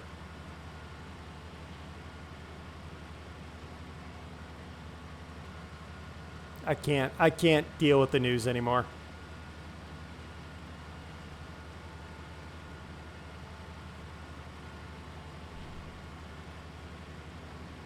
I mean, it's good to be informed and all, but holy moly.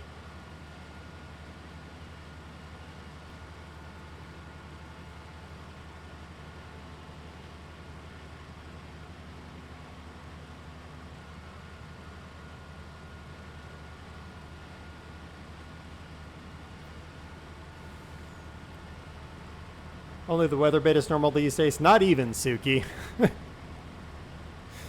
Not even. Our snowfall last week was the earliest snowfall we've ever had, and now we're back to 90-degree days, 30 something Celsius, and that's not normal.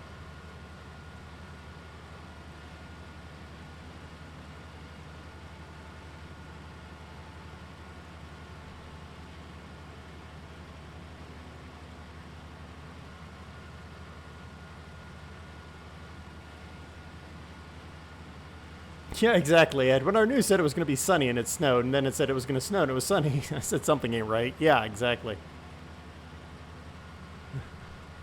Oh, the weather bit in the newspaper. Yeah, I guess. I should look at what the weather's going to be in the next couple of weeks.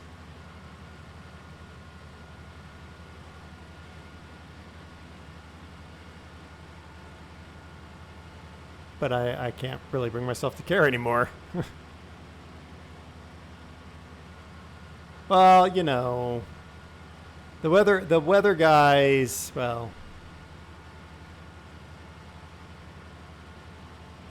they work in averages. Interestingly, in the United States at least, and partially in the UK and the western part of Europe, the pandemic has made weather prediction worse because by grounding the aircraft, you are grounding things that are able to detect the wind and weather patterns as they fly across the Atlantic or fly across the United States or Canada. So when that data fell behind, then the computer models have started to get farther and farther out of whack because they just don't have the data input that they had not even, a few weeks ago, or I guess months ago now, freaking half a year ago now.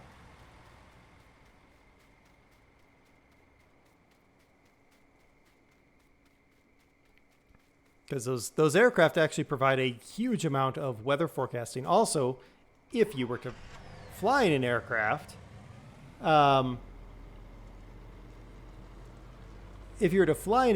you'd actually encounter more turbulence and more violent turbulence right now because the fewer aircraft in the air means that there's fewer aircraft to detect turbulence and turbulent wind structures.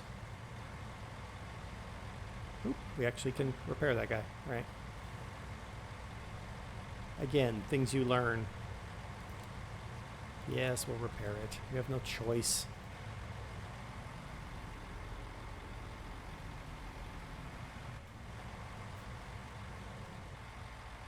What the? Not what I wanted. Nope, not that, please.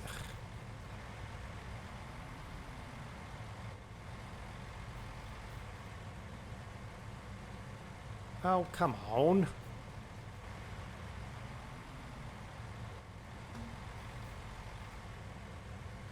There we go. There.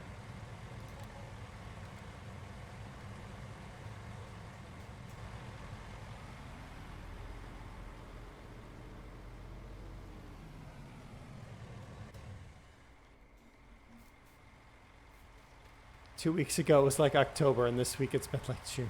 Yeah.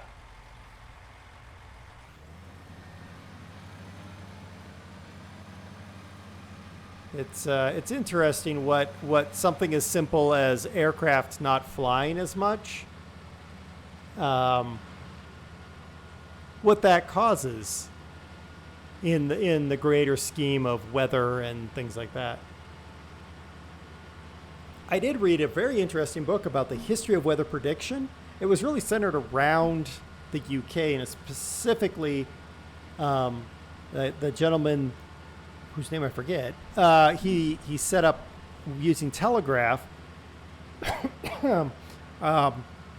like huts and stuff on the west and south of England, kind of in that general area.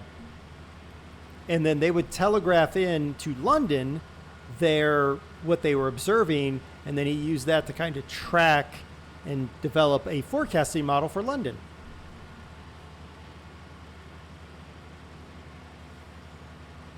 And then his effort, he was kind of treated like like what he did didn't matter in England, so he left England and went to the United States and did the same thing in the United States and was able to predict for farmers in the Midwest based on the weather as it was coming down off the mountains.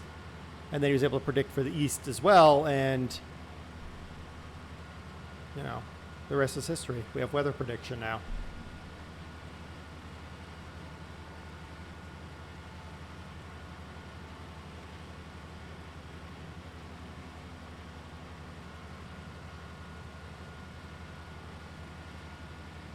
You got to extend that, Ed, because if it's wet, well, it's a rock. If you take a weather rock on a string, if it's wet, it's raining. If it's got snow on it, it's snowing. If it's swinging, it's windy. And if it's gone, you had a tornado.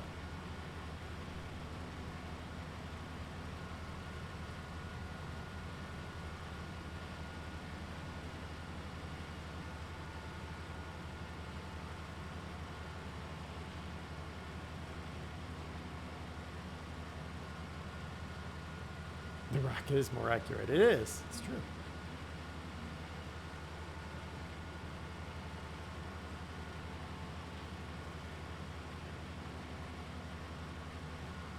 What if I ended up writing a 2-chapter book? Well, you know. This field is too big. I know, Suki, I know. But we're more than halfway done.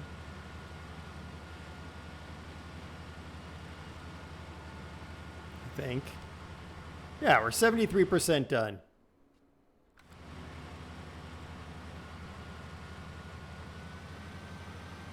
If it's on the ground, a hired worker went through in a harvester. Yes. Uh-oh, DOS. Does that mean we don't get dinner at dinner time? Does it mean we get dinner at snack o'clock? Oops. No, I will not use those 2 corns. 3 corns, whatever.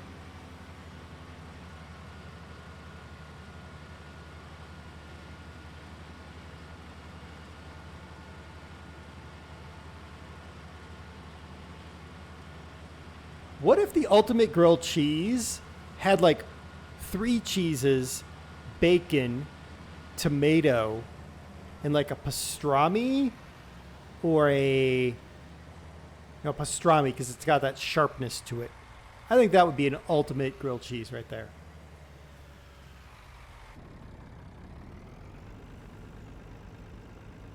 Welcome to my mind where we whiplash back about 45 minutes.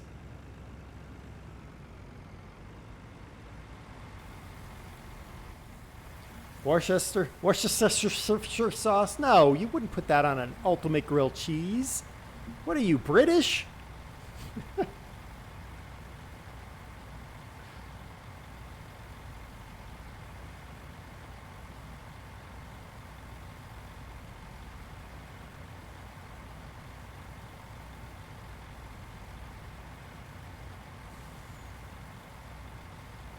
Coleslaw.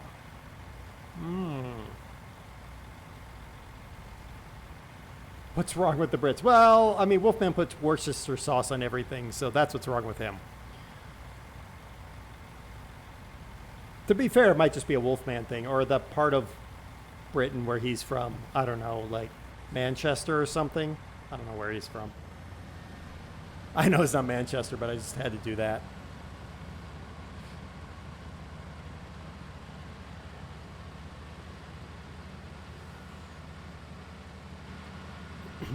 Coleslaw would be interesting. I think we could do coleslaw on an ultimate grilled cheese.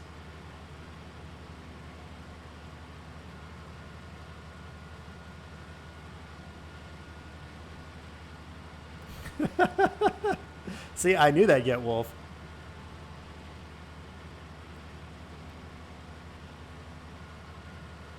And to be fair, I've called Brew worse. I called them Welsh once.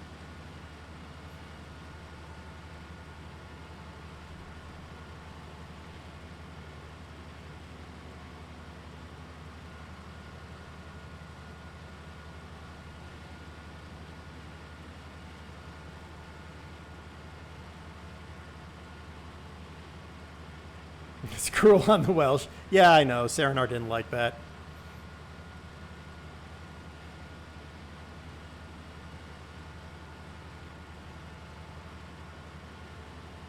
Brew is a horse from Scotland that eats a lot of haggis.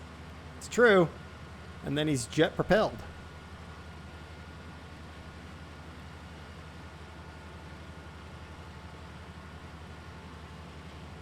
Last thing you want to do, stand behind a haggis eating horse.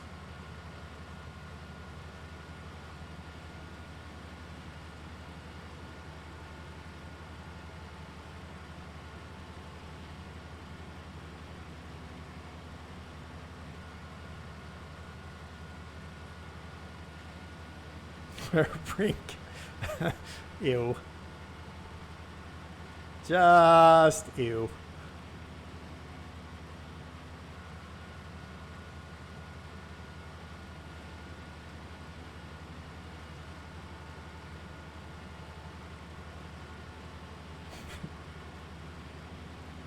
Last thing you want to do is stand behind anything eating haggis, let alone a horse. It's true.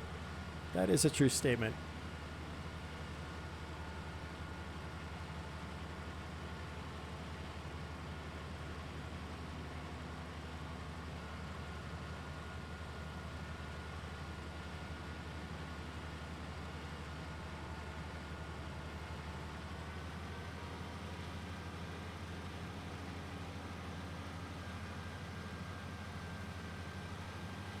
I'm still trying to find that book, by the way.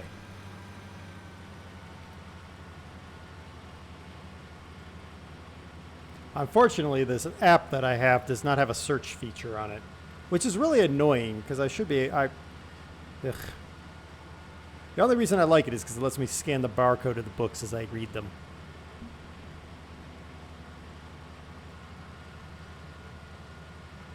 That's right. I'm texting and harvesting is what I'm doing. Canned haggis. Can't believe they caught it and put it in a can.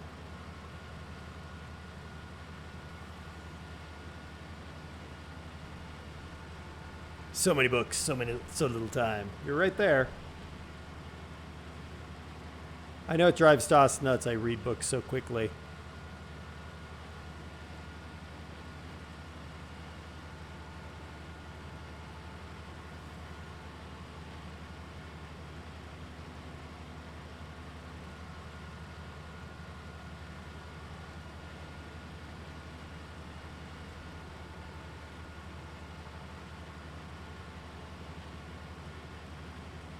I did read a couple books that made me think of you, big trucker. A couple books on trucking and stuff. I read a book called Uncommon Carriers. It's about, well, trucks and things like that. There was another one I read too, but I gotta find. Oh, Long Haul. That was the other one I read. That was a good one too.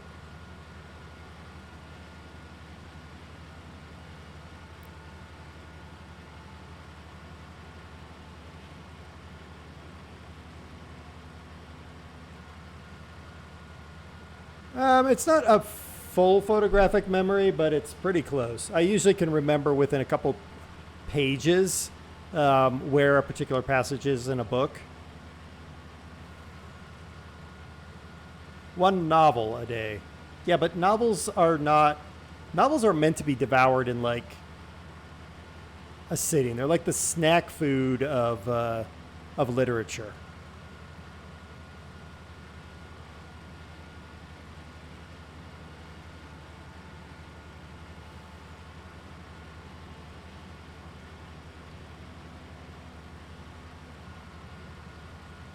Which is what I tell my coworker that also reads a lot of books. That's all she reads is that kind of stuff.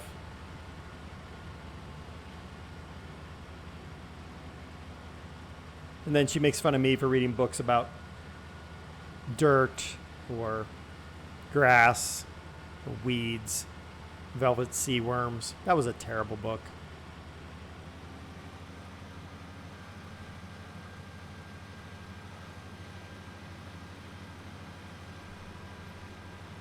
Have I read Cyberstorm? Nope.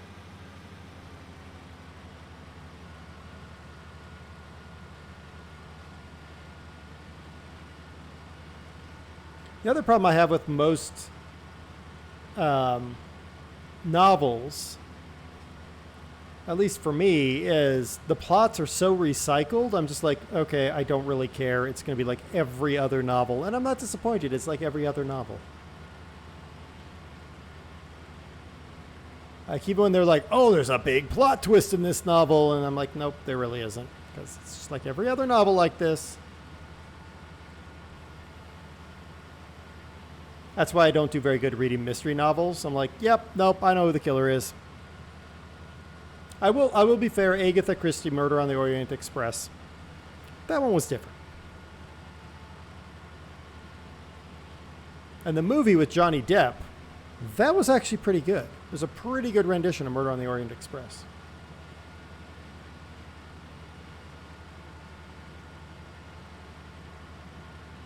I was really good at Clue, Ed. That was a good one.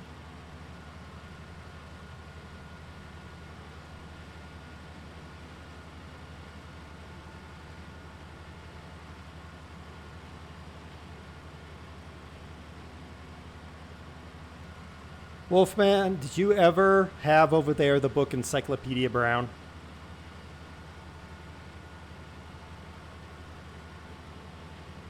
Farmer Kurt might have read it. I loved the Encyclopedia Brown books when I was little. Though I think there was a couple times where he was wrong. He was not encyclopedic. And I knew better than him.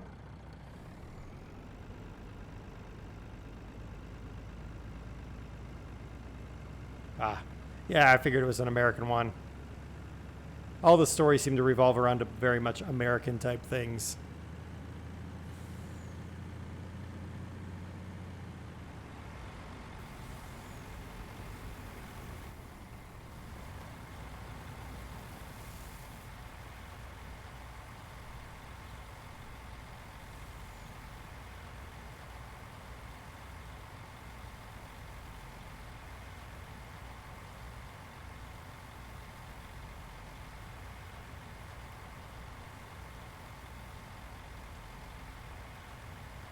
So far, guys, we've lost about 15 grand, by the way.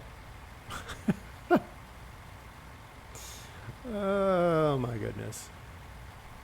We'll make it all back when we finish, but...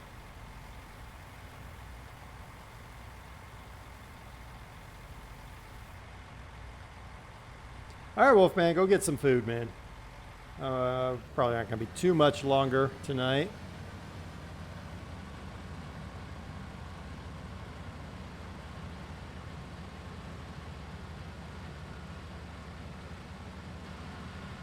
You don't think I'll make it all back? Probably not. I mean, this is a $20,000 field.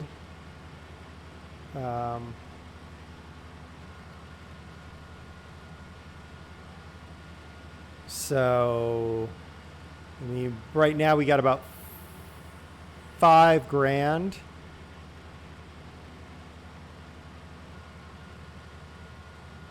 So,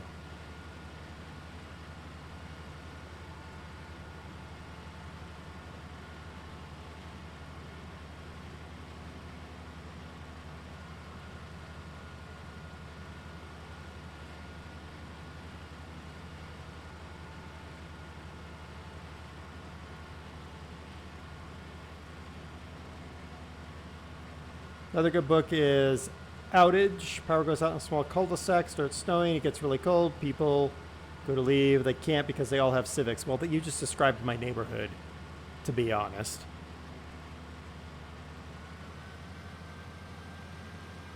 Snows around here, and you can see where everyone got stuck.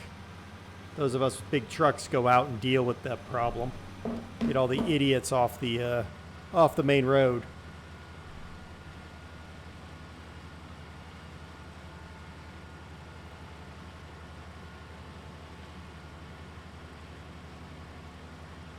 Did I know that your birthday was on Saturday? Well, no, I didn't, Dare Kitty. I did not.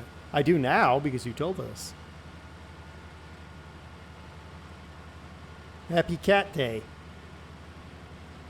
Or maybe I'll just be a slightly older Dare Kitty.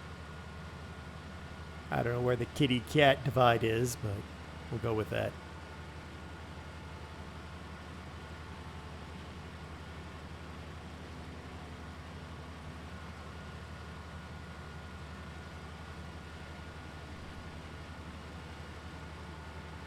How does the e-golf do in the snow? It doesn't. The e-golf doesn't in the snow. Though, when it's icy and there's a thin layer of snow over the ground, the e-golf does really good because of the regenerative braking system, because you never touch the brakes. You just turn the regenerative braking system on, and that can bring the car to a complete stop. It actually does really good for stopping in icy and snowy conditions, because I've had to drive it before. And getting it going, because we turn the battery system all the way down, it doesn't provide enough power to the tires to actually spin on the ice.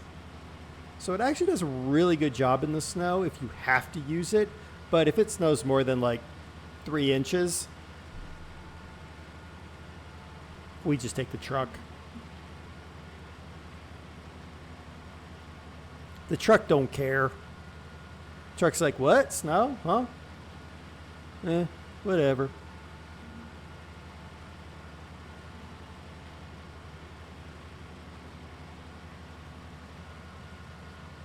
Dare Kitty, you're turning 26 on Saturday. Well, happy 26th birthday. May the next year not be 2020. That's just what I'm going to say to that. Yeah, Wolfman's upset because he's about to turn 410. Yes, that was French. Oh yeah, snow tires make a big difference, Big Trucker. We don't bother with them. Quite honestly, if it snows that bad around here, we just don't go out. We always have enough food for about a month. So, we're good. And the tires on my truck are aggressive off-road tires. Not Brodozer level. I'm sure Ed's are more aggressive. But they're aggressive enough. It really doesn't bother the truck at all to be in the snow. And with the flatbed on it, I've got a... with the flatbed, I've got a lot of extra weight on the back of the truck. So it makes it easier. I rarely have to put it in 4-wheel drive. And I got chains as well if I absolutely needed them.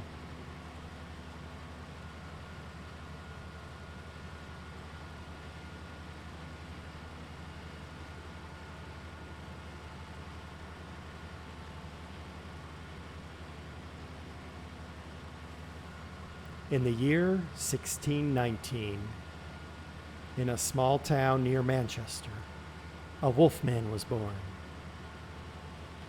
410 years later, I guess it would be 1610, but whatever. 410 years later, he's still there.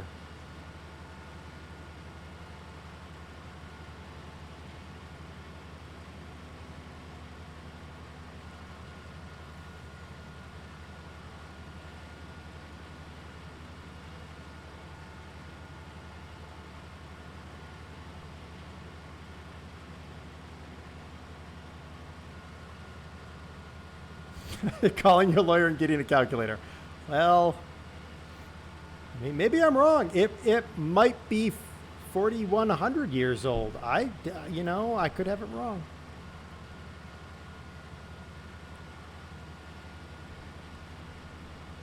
This field. I know.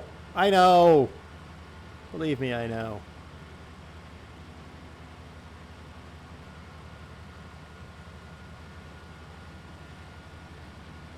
But hopefully we're going to get some serious money.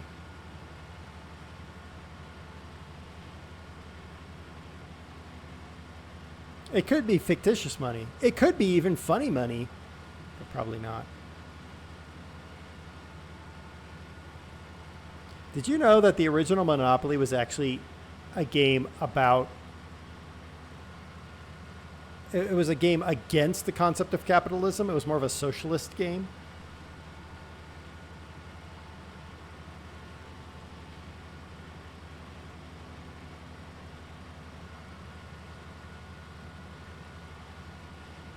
I actually have a copy of Anti-Monopoly, which is the original Monopoly, which was actually manufactured by Quakers, believe it or not.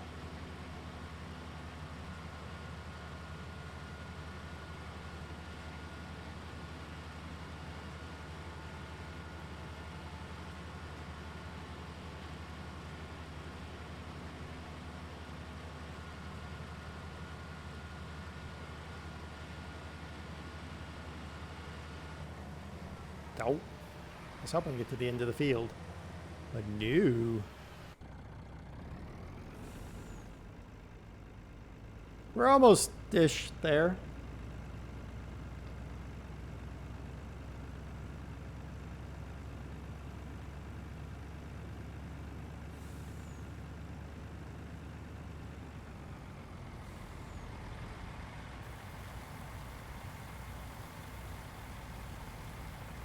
Almost-ish. Yeah, I mean... Yeah. That's really all I got.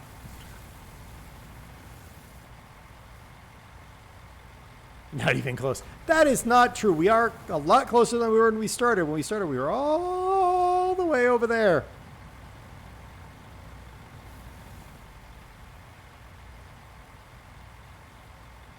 Just think, guys. If we roll the Wheel of Fortune, we might choose another giant map with giant fields, and then we're going to be doing this again. Just saying.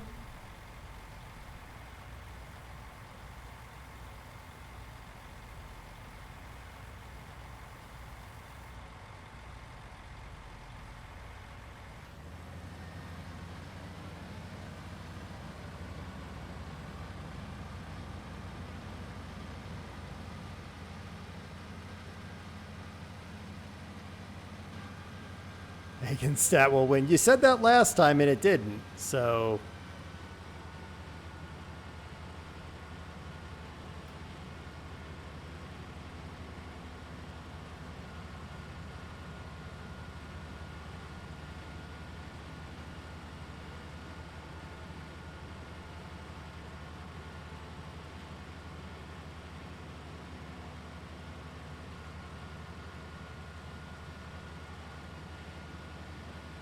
Six ashes. Okay. Thank you, Wolfman.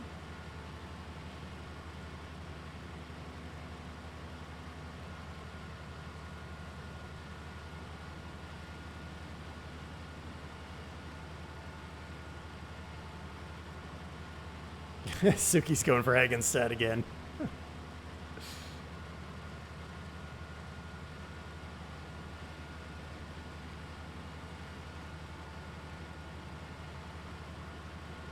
For the lulz. You want a Ford Raptor because of Michigan? Ugh. I mean, I get it, high wheel travel and all that stuff, but ugh.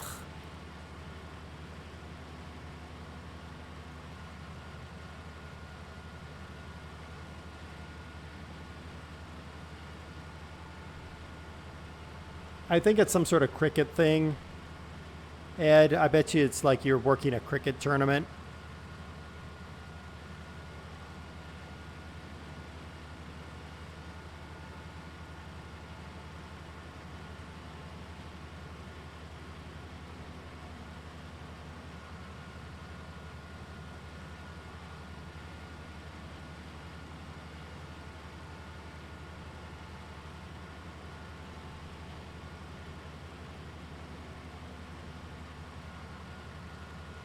Oh, no, I get it, big trucker. Wheel travel, suspension tuning, big tires, all that. There are people all over this area that have Ford Raptors that are pristinely clean at all times. And I cannot stand them.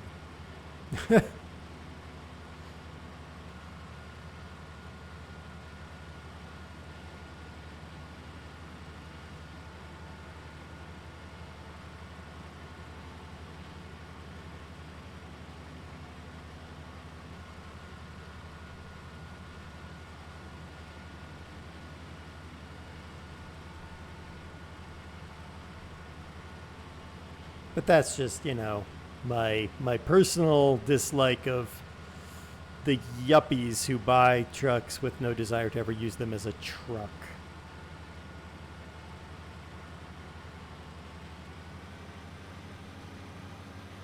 And I think the Ford Raptor's overpriced.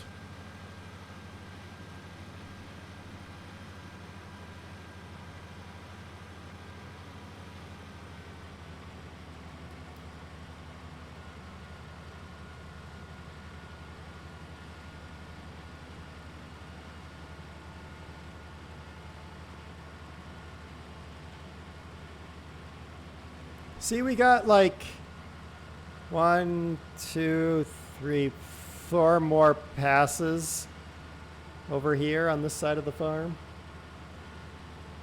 Actually, you know what I ought to do? So instead of cutting in, I'm going to go this way.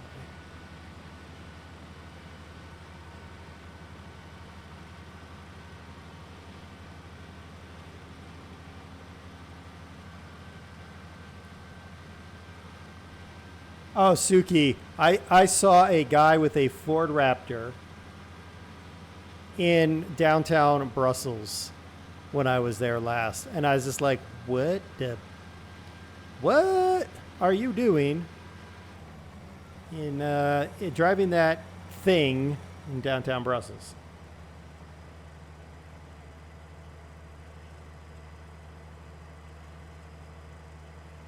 Well, yeah, Farmer Kurt, then that's valid.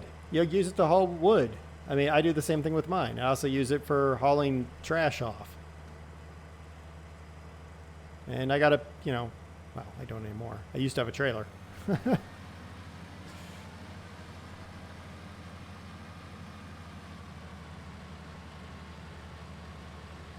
It's just annoying with these people that, you know,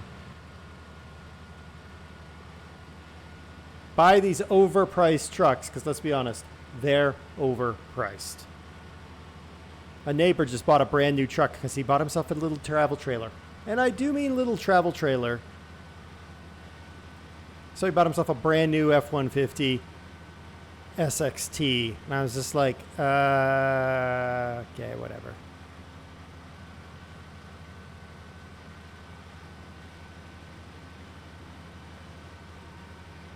If you're wondering, I'm trying to straighten out the goof I made in this field. You're probably not wondering, but that's what I'm doing. I know the field arcs a little bit to the right, but I'm fine like this.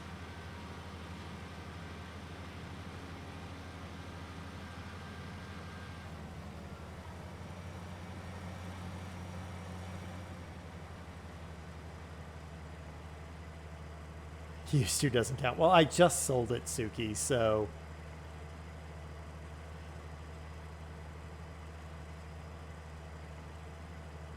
I couldn't afford not to. The prices of used used travel trailers are so astronomically high right now. I'll be straight up. I got what I paid for it 3 years ago. I'd be a fool not to sell that. So, you know, there you go. I made a goof. No way. I know, right? Never happens.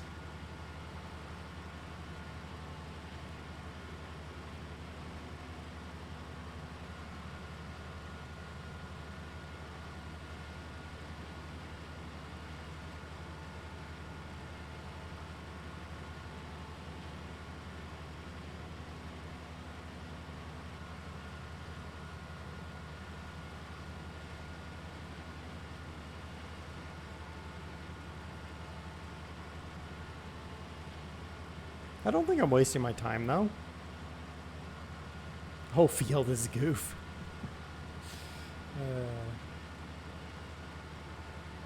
I think this is gonna do something. I don't know what this is doing for us, but I'm going with it because it makes me feel better about us getting this field done. Ish, maybe.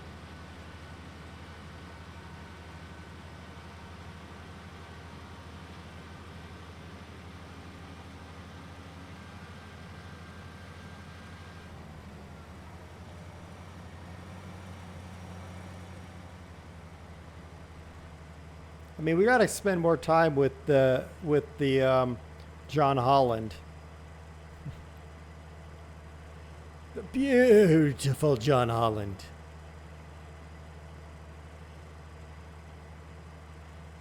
Was that a waste of time? I don't know. Do I care? Meh. Not really.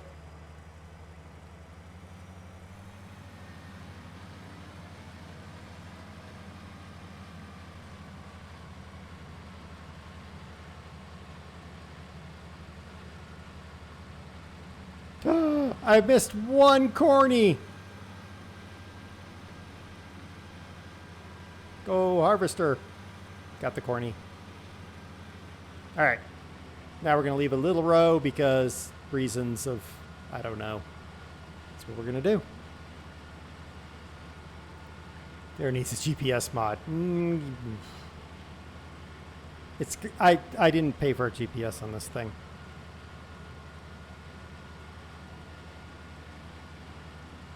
That would have cost us more money, and we can't afford more monies.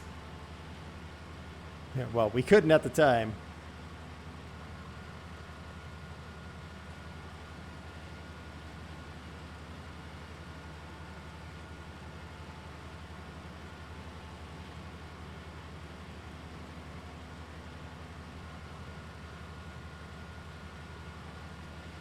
Row of shame?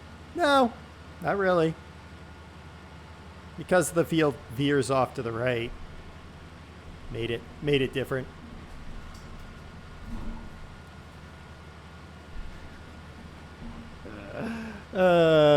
Excellent. As a neighbor who bought that new truck and trailer, parked it next to our house, and I told him every 48 hours you got to turn the truck around because the city only allows you to park like that for 48 hours. And our wonderful, wonderful, amazing HOA person was taking pictures of his vehicle. So after the stream, I was going to go over and tell him to turn his truck around, but he already did it, so I don't have to. Woohoo!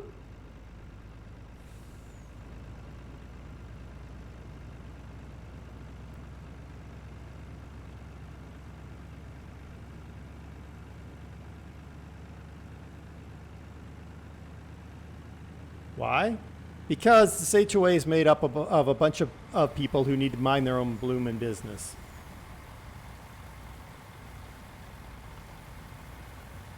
Suki, HOAs are basically North Korea. Everyone must be the same. I've already told them off a few times. They tried to tell me my truck was not allowed on my driveway. So I parked it on the rocks next to my driveway. And they tried to say it wasn't allowed on my driveway. I said it's not on the rocks next to my driveway. It doesn't say that in your stupid rules.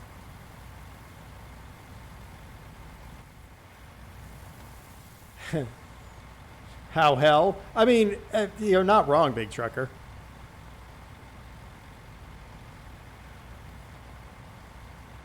HOAs are the spawn of Stan.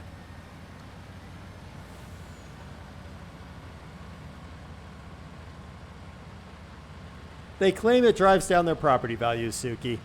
This is the fetish of America suburbia.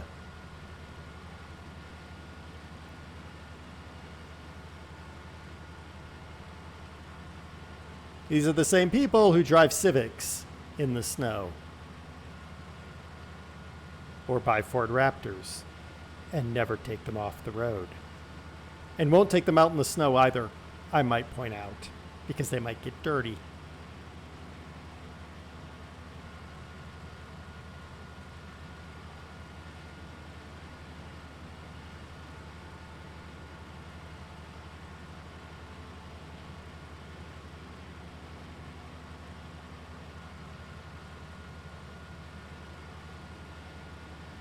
No, Ed, the city doesn't care about my truck.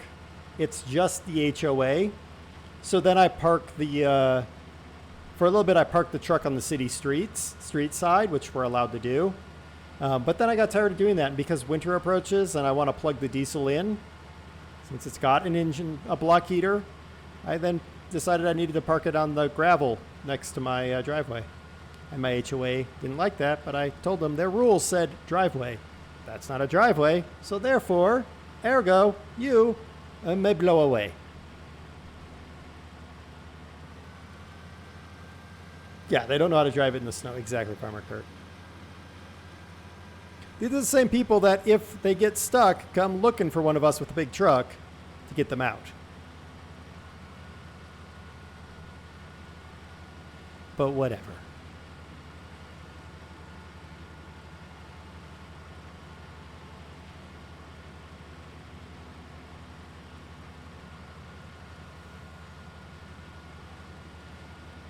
Oh yeah, I don't bother to answer my door, Suki.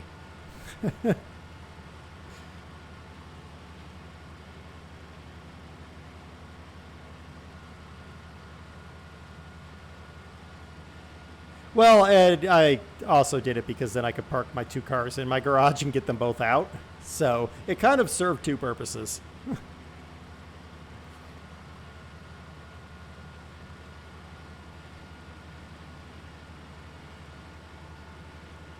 Yeah, they do, Big Trucker. If somebody tries to clear the road with a non-sanctioned snowplow, they will call the cops.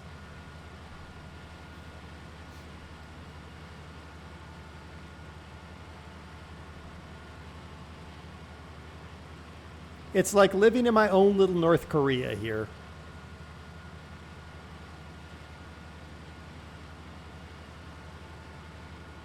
They also get upset that I only mow my lawn every 2 weeks, because there's no point in mowing it every week.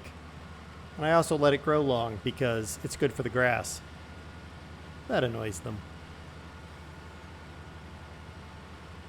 And I don't care.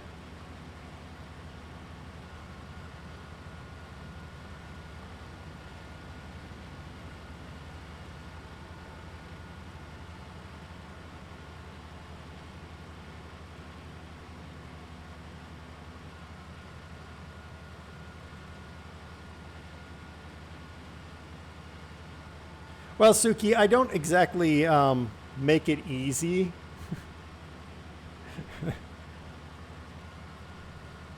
I push the boundaries between what is constitutionally allowed, what is state law allowed, and what the HOA allows, what the city allows.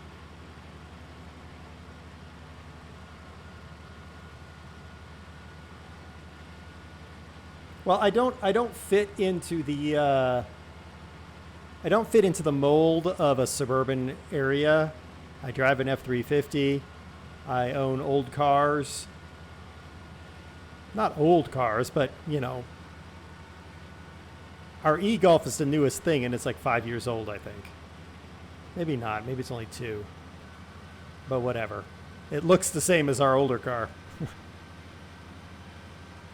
I use a welder. I use a lot of machinery.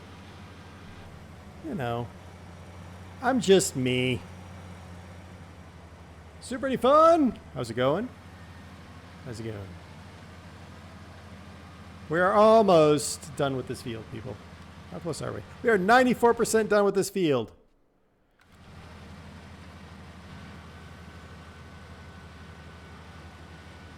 The VW Rabbit is not ancient.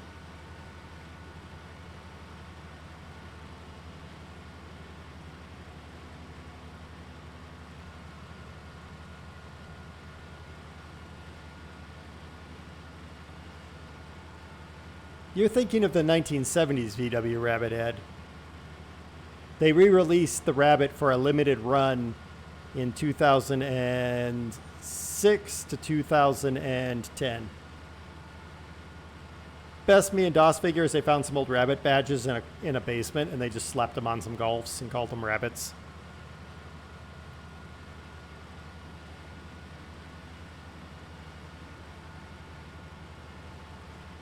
I do hate doing Farm Sim.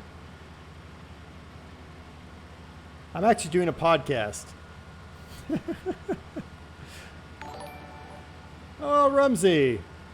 Thank you for subscribing. 3 months. Sweet.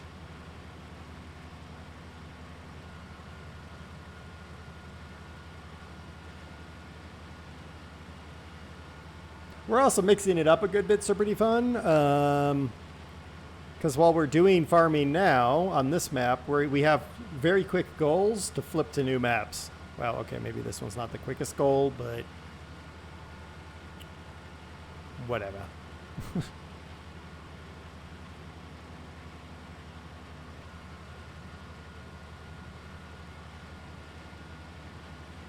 Yeah, exactly, Farmer Kurt. I mean, they're just like, oh, what's this? What is this? It is a rabbit. Ah, put it on the car. Sell it to the Americans. They're idiots. Yep, pretty much. Would I try Microsoft Flight Simulator? No, probably not. I'm not. Yeah. So Super Defund, that would be tough. I'm struggling with the lack of travel right now, so that would really be tough. Airport CEO makes me sad as it is sometimes, so.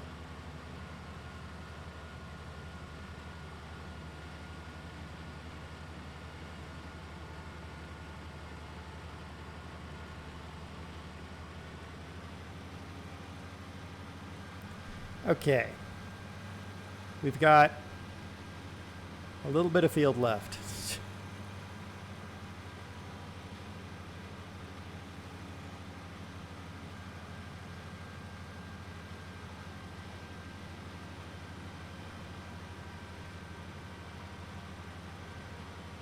It's not so much about being busy, Super Defun. Microsoft Flight Simulator doesn't really interest me because I would be made very sad by the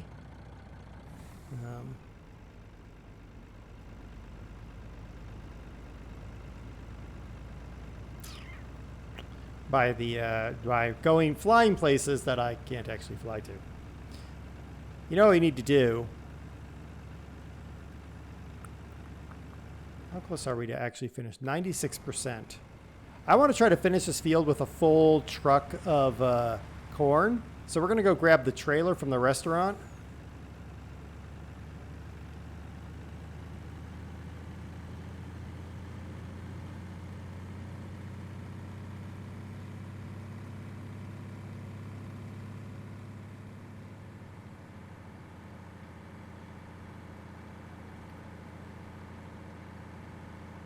Because if we got the trailer from the restaurant,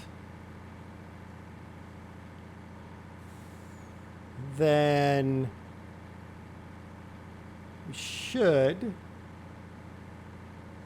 be able to get that. Yeah, I think this will work. So we'll grab the trailer with this rig, annoy Suki because we're going to have to jump out of the truck and go hook it up. And unload, and that should let us finish that field.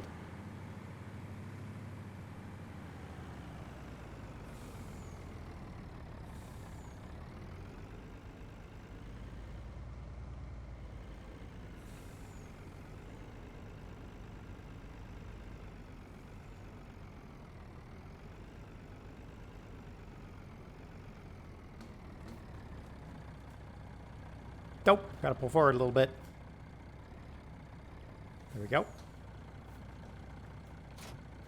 Perfect.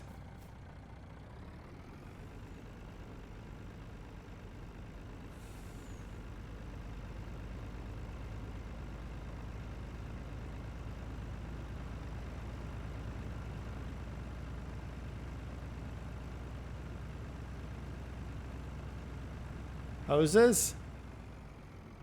You think the hoses actually work on this one? No, see, they don't. So, meh.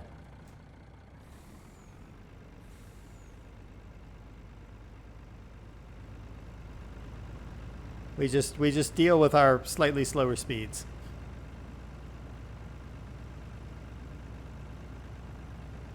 Parked with the hitch of the trailer, my box of cornflakes. Yeah, precisely.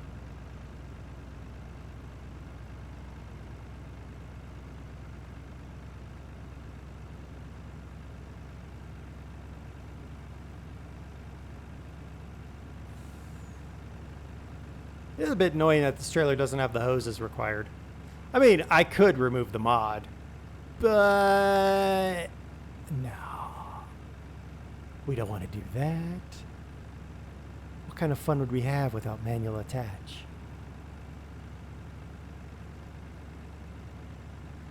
What would Suki do if we didn't have manual attach?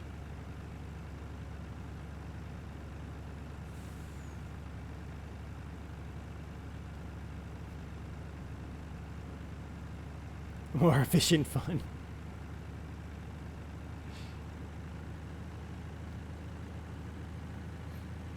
It's fine. It's fine. It's all good.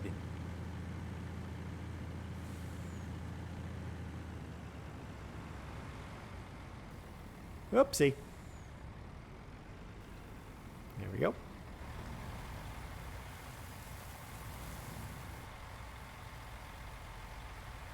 I wish the auger was faster on this thing.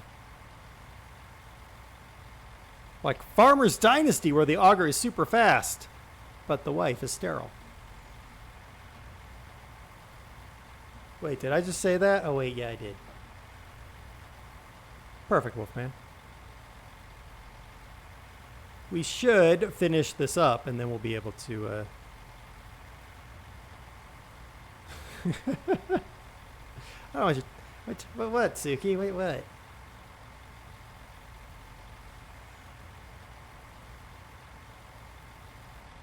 There we go. So that almost filled that trailer. Wow, sir. Bowser's. Maximum slice this corn.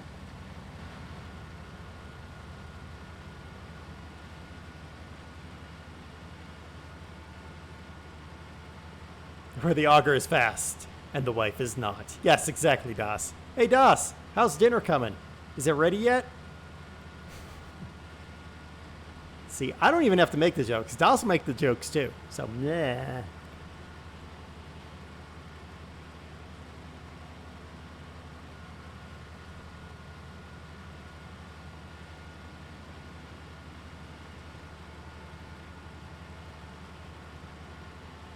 Second batch is 33%. That's a very accurate number there, Das. Very accurate. 33.25%. And rising at 0.25% per minute.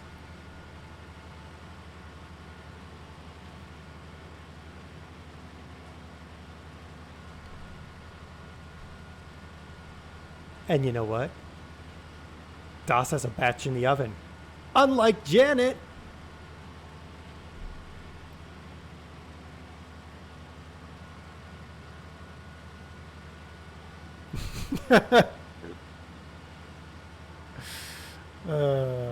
I just had to.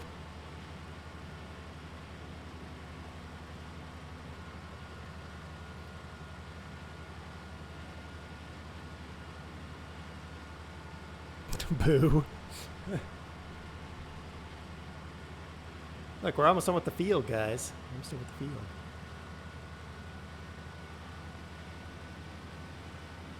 How was this guy? 97%, he still says.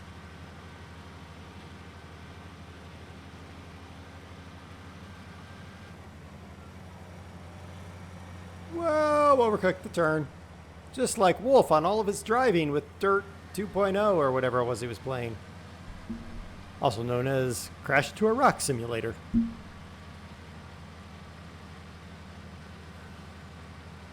Hey, the Field of Tears is almost done.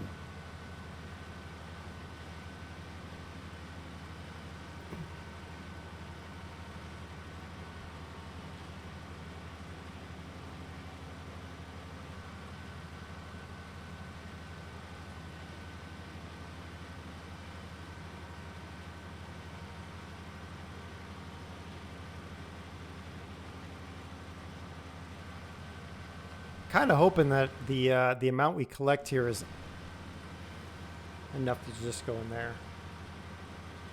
He's pretty much playing it. Yeah, I know. But it doesn't matter. He still crashed a lot, Suki. I just had a Nasty thought. Is there another one of these? Corn. Okay, good. That corn's going to the ranch. So that is perfect.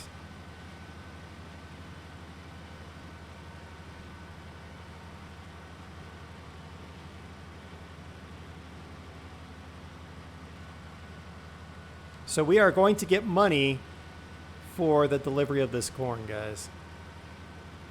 My concern was that there was going to be an issue with the delivery of the corn.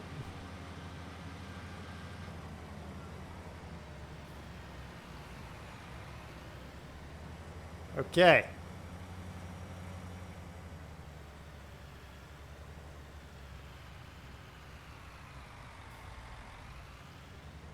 Because if I had two jobs that were both taking corn to the harbor, they would over each other. So they would write over each other, and I would end up delivering into the second contract.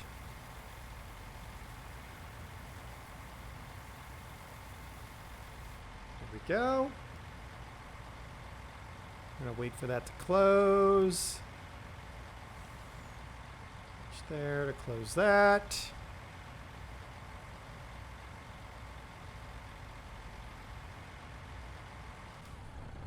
All right, let's go make a corn delivery.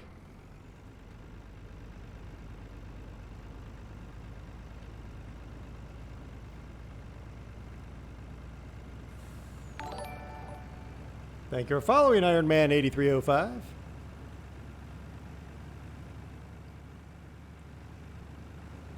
Let's not hit the trees. Would you just end up with a larger bonus at the end of the cycle? Yes, I would. So if I, so there is actually, if I look, so notice I got 1% on field 41 already. It's because I delivered sunflower to the restaurant on another contract. So that counted towards her contract. So when I do field 41, I'm going to end up with a larger amount available for my truck to deliver. So we will get a bigger bonus, which is nice. Okay, right now, when I finish the contract, the amount that the contract is going to pay me will get us back to what we had when we started the stream.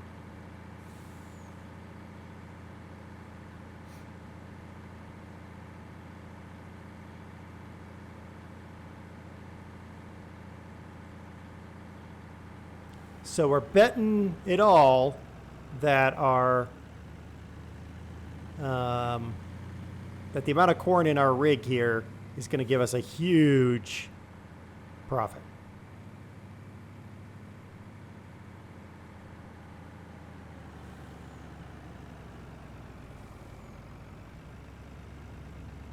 I did want to check. Selling station 2. Ain't doing that. So we're going to deliver just what we need to complete the contract here. And then we're going to go to the restaurant because it's the second highest. I'm not going to sell in station 2. That can just get stuffed.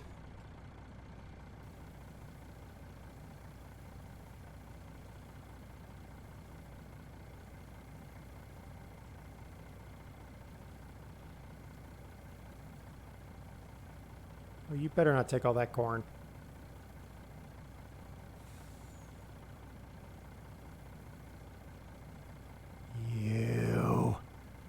You. Son of a motherless goat. All right. How close is this stupid contract to being done? 99%. Wowzers.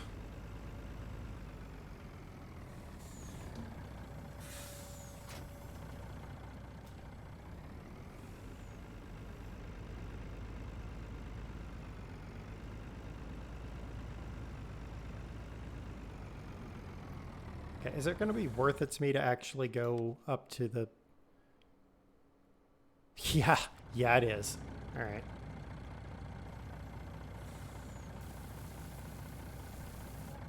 That's all we needed right there. Contract done. Now we go to the restaurant to sell the rest of this. And we're going to go ahead and collect the contract. Okay. Okay, we got $5,000 extra. So we're 5 up. Now we run, all we got to do is run up to the restaurant. Ooh, and drop there. That should make us a good bit of money. I mean, we got 56.6 in the truck. I think that's going to make us a pretty penny. I mean, that's basically it is one whole rig worth of corn.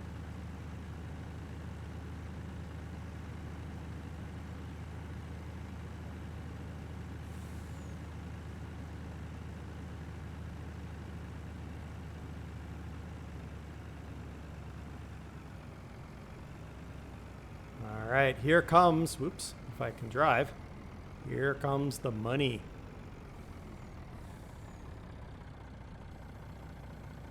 Woo, money!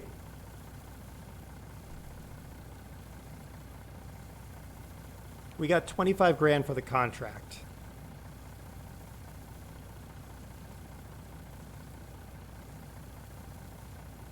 And we're definitely making a lot more on the corn that we got from the contract.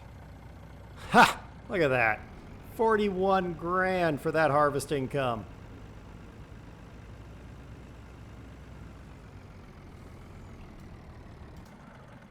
Oh, we did it. $41,000. We need to check this. Uh-oh. Uh-oh. SpaghettiOs.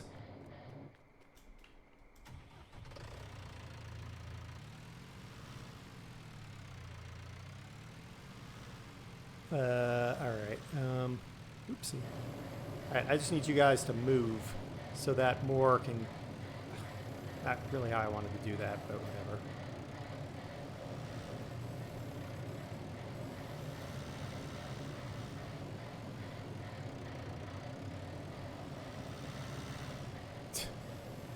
All right.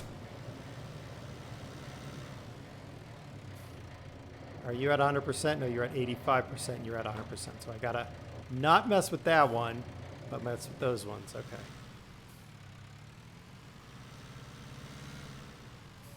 I need to go get a fork on this rig here.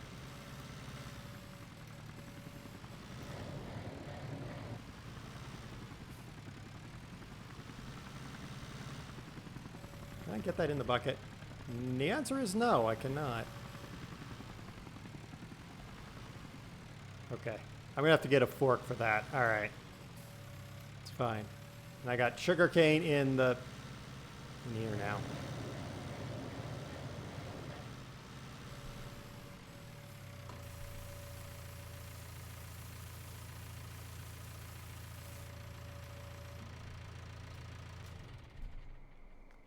All right, what do we got in terms of... Okay, we're good. I got to go get the forks for this. We'll do that next time. But now we got a lot of sugar, so now we just need to build the grain mill. We'll do that next time too, I hope. And hopefully we'll finish the last, what do we got? Three contracts that we took, and we really shouldn't have, but there you go. All right. Fork. Yes, exactly. All right, we are going to save that game, and then we are going to have a little raid. Go to the game so we can get out of here so that it doesn't crash on me, because I don't want that to happen. Because that stinks when the game crashes on you after you've done all of that work. Could you imagine having to redo that field, guys? Boo. Boo. All the boo. Probably gonna crash without repair. Okay, let's raid none other than Summerlin Farm. Playing Farm Simulator. Let's go ahead and raid Summerlin. Everyone say hello to Summerlin. Hang out with him. Cool dude.